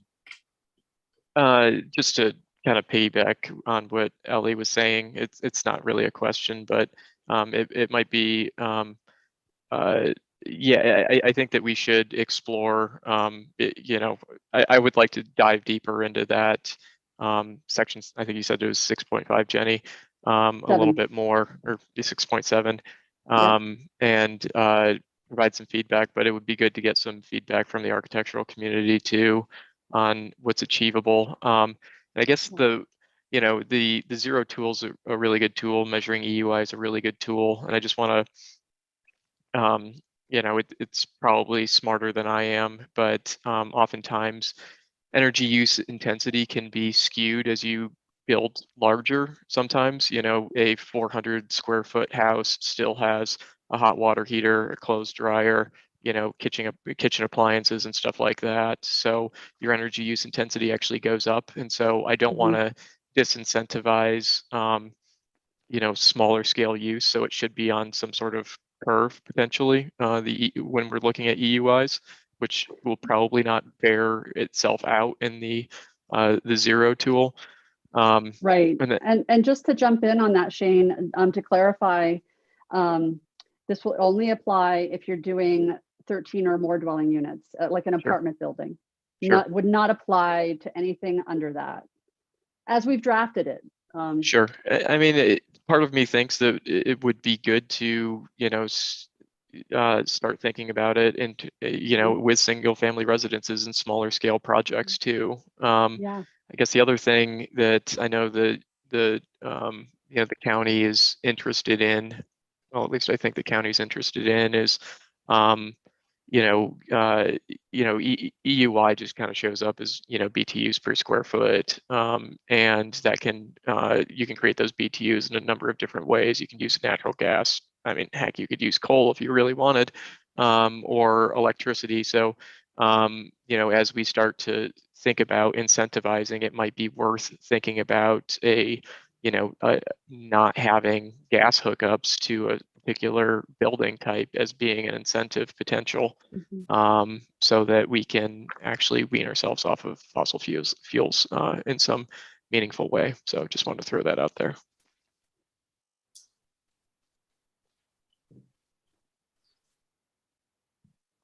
Awesome. Very insightful questions and comments. Does anybody else have anything? I have one question.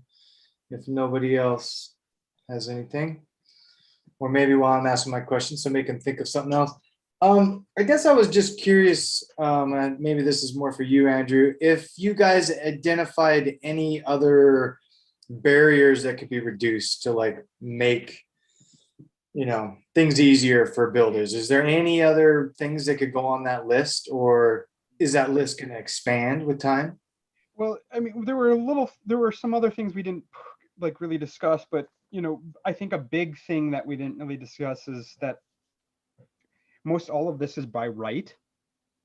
And so what we mean by right is you need to get your building permit and your zoning compliance approval. But those are pretty much check mark boxes type things. But they are a process, but you don't have to go to a public hearing and argue your case to a board to do a lot of these things.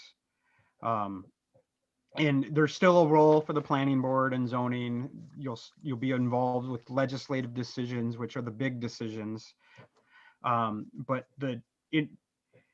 and there will still be zone changes that come through quite frequently, but and not that you're involved in necessarily in an apartment building today. I don't think you would necessarily be, but the idea is to make more of that type of, if we say you can do apartment buildings in this district, you can do it. Like, you're not going to have to go to a board to do it.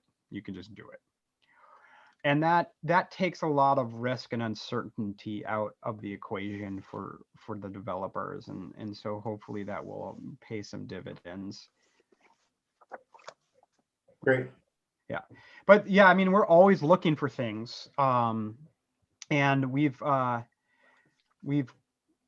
the county right now is we have a consultant that's working on a housing plan for the county, and they are part of their task is to go through our proposed code and look for things that say, you know, you could do better here.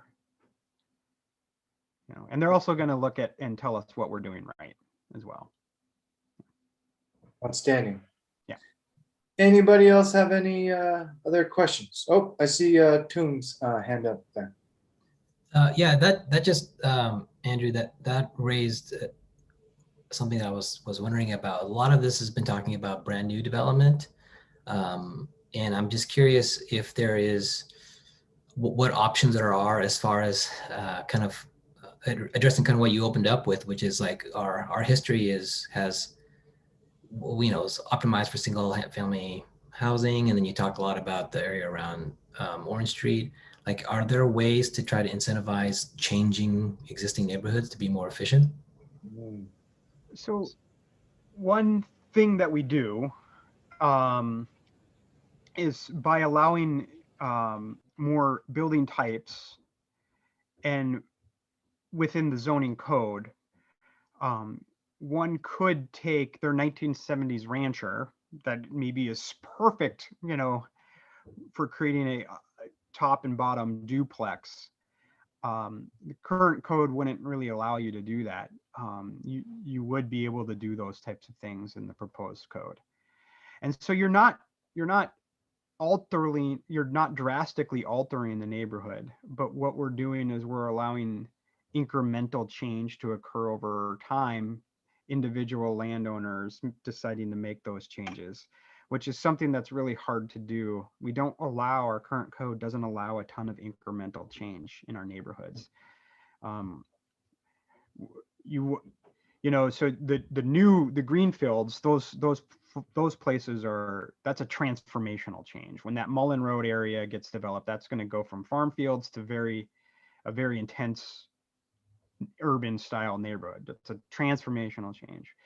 But East Missoula, the changes the East Missoula might be in between because they have a lot of underutilized properties, but maybe in the more developed residential portions of East Missoula, you're going to see just some incremental changes over time. But those incremental changes across the entire valley add up as a whole. Even though there are just a few in East Missoula, there's maybe going to be a few in Bonner, a few in the Orchard Homes area, and that those numbers start to add up across the landscape. So not a ton of targeted incentives, just opening up that code a little bit to try to get the outcomes we're looking for in terms of housing. And Josh has his hand. Yeah, just kind of piggybacking on Toom's comment question. Do you expect any impact in terms of land values or increased gentrification as a result of some of these changes?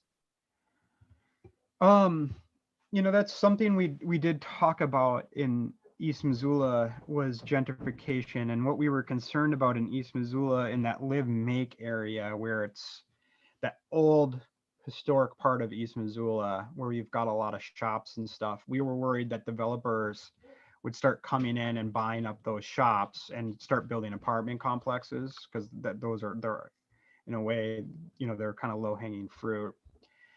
And that wouldn't be, I wouldn't really necessarily call that gentrification, but it would definitely start altering the character considerably of that neighborhood. And so that's part of the reason why you don't see large apartment buildings allowed in some places like East Missoula, that portion of East Missoula. But I mean,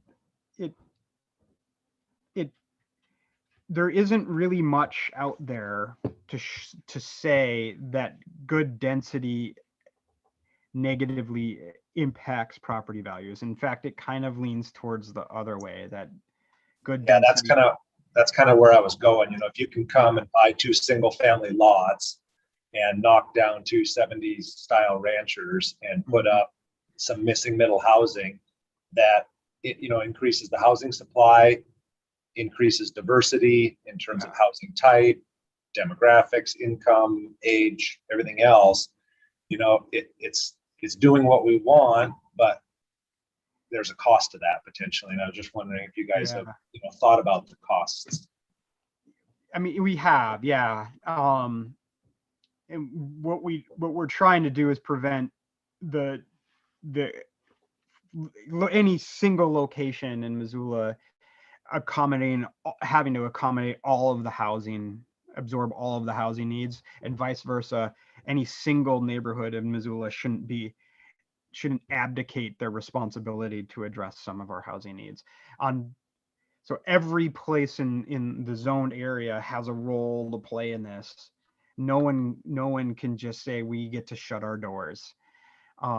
However, those changes in some places might be very different than in others. And, obviously in areas where we have these really important natural resource values, we're not opening the doors up like we would be where in areas where we know it's more appropriate for development to occur. That doesn't mean some development doesn't occur everywhere. You know. But you're right. By allowing these housing types, by allowing that diversification, hopefully if neighborhoods are suddenly overwhelmed, it does provide a range of housing types and price points for people in that mix of incomes to continue in that neighborhood. And that's the best you can do with now the word is slipping my mind, which is ridiculous because I'm a planner, but all the rich people moving in and buying out all the poor people, that word. Gentrification. Gentrification, there we go. Thank you. What we have going on currently. Yeah. Well, that's happening community-wide, so it's not really gentrification if it's happening to all of us. Okay, anybody else? Any other thoughts, questions? I am not currently seeing anything. So I think with that, I would just like to thank Andrew and Jenny for their time. I think this has just been awesome. This, what you guys are doing and presenting to us and has just really been great. And the time and energy you guys are putting into this, I just appreciate it a lot. Great. And I think everybody does.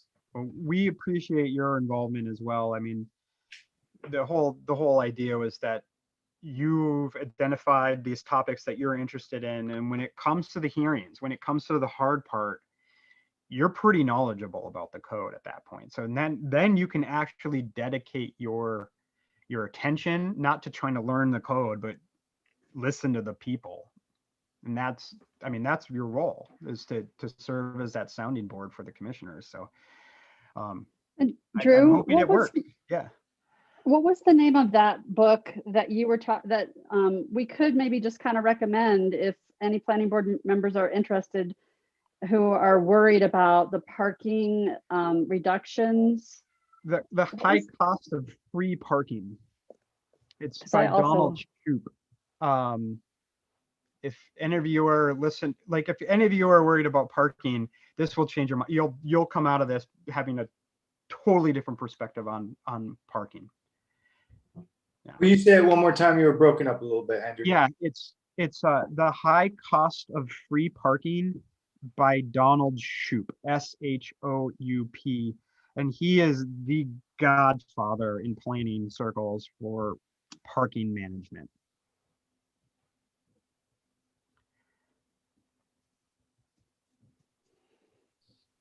Okay, I think with that, we can call our communications and presentation segment a wrap. Right. Thanks, everyone. Thanks, everybody. Thanks so much, you guys. All right, folks, I think we're in the home stretch. We don't have any committee reports at this time. Getting that TPCC meeting in my head on the third Tuesday of the week. So that'll be later in the month when we get that. And there's no old business or new business that I'm aware of that's been brought up. Which brings us to comments for, discussion for the board as in general. If anybody's got any comments or questions for anybody, now's the time to speak up. Great job, Sean, running the meeting. Thank you. Thank you. Appreciate that, Josh. Shane, you got your hand up? Yeah, great job, Sean. Sorry, I was just going back to the first hearing, and I just wanted to point out that page 18 under criterion 2, effects on local service roads, it does indicate that the applicant proposes public maintenance for the road, referring to Grand Am Way, and I think I heard from Tim that it's going to be, private maintenance on that. So I just wanted to put that on the record to make sure that that thing does get cleared up when it progresses. So can we, is staff, is there a way that we can make sure that gets passed on to Tim so they can evaluate that? Sean, I'll make sure he gets that. Thank you.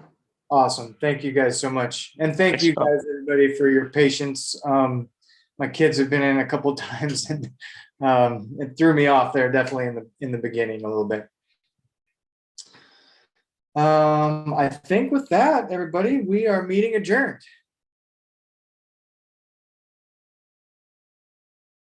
We'll see you.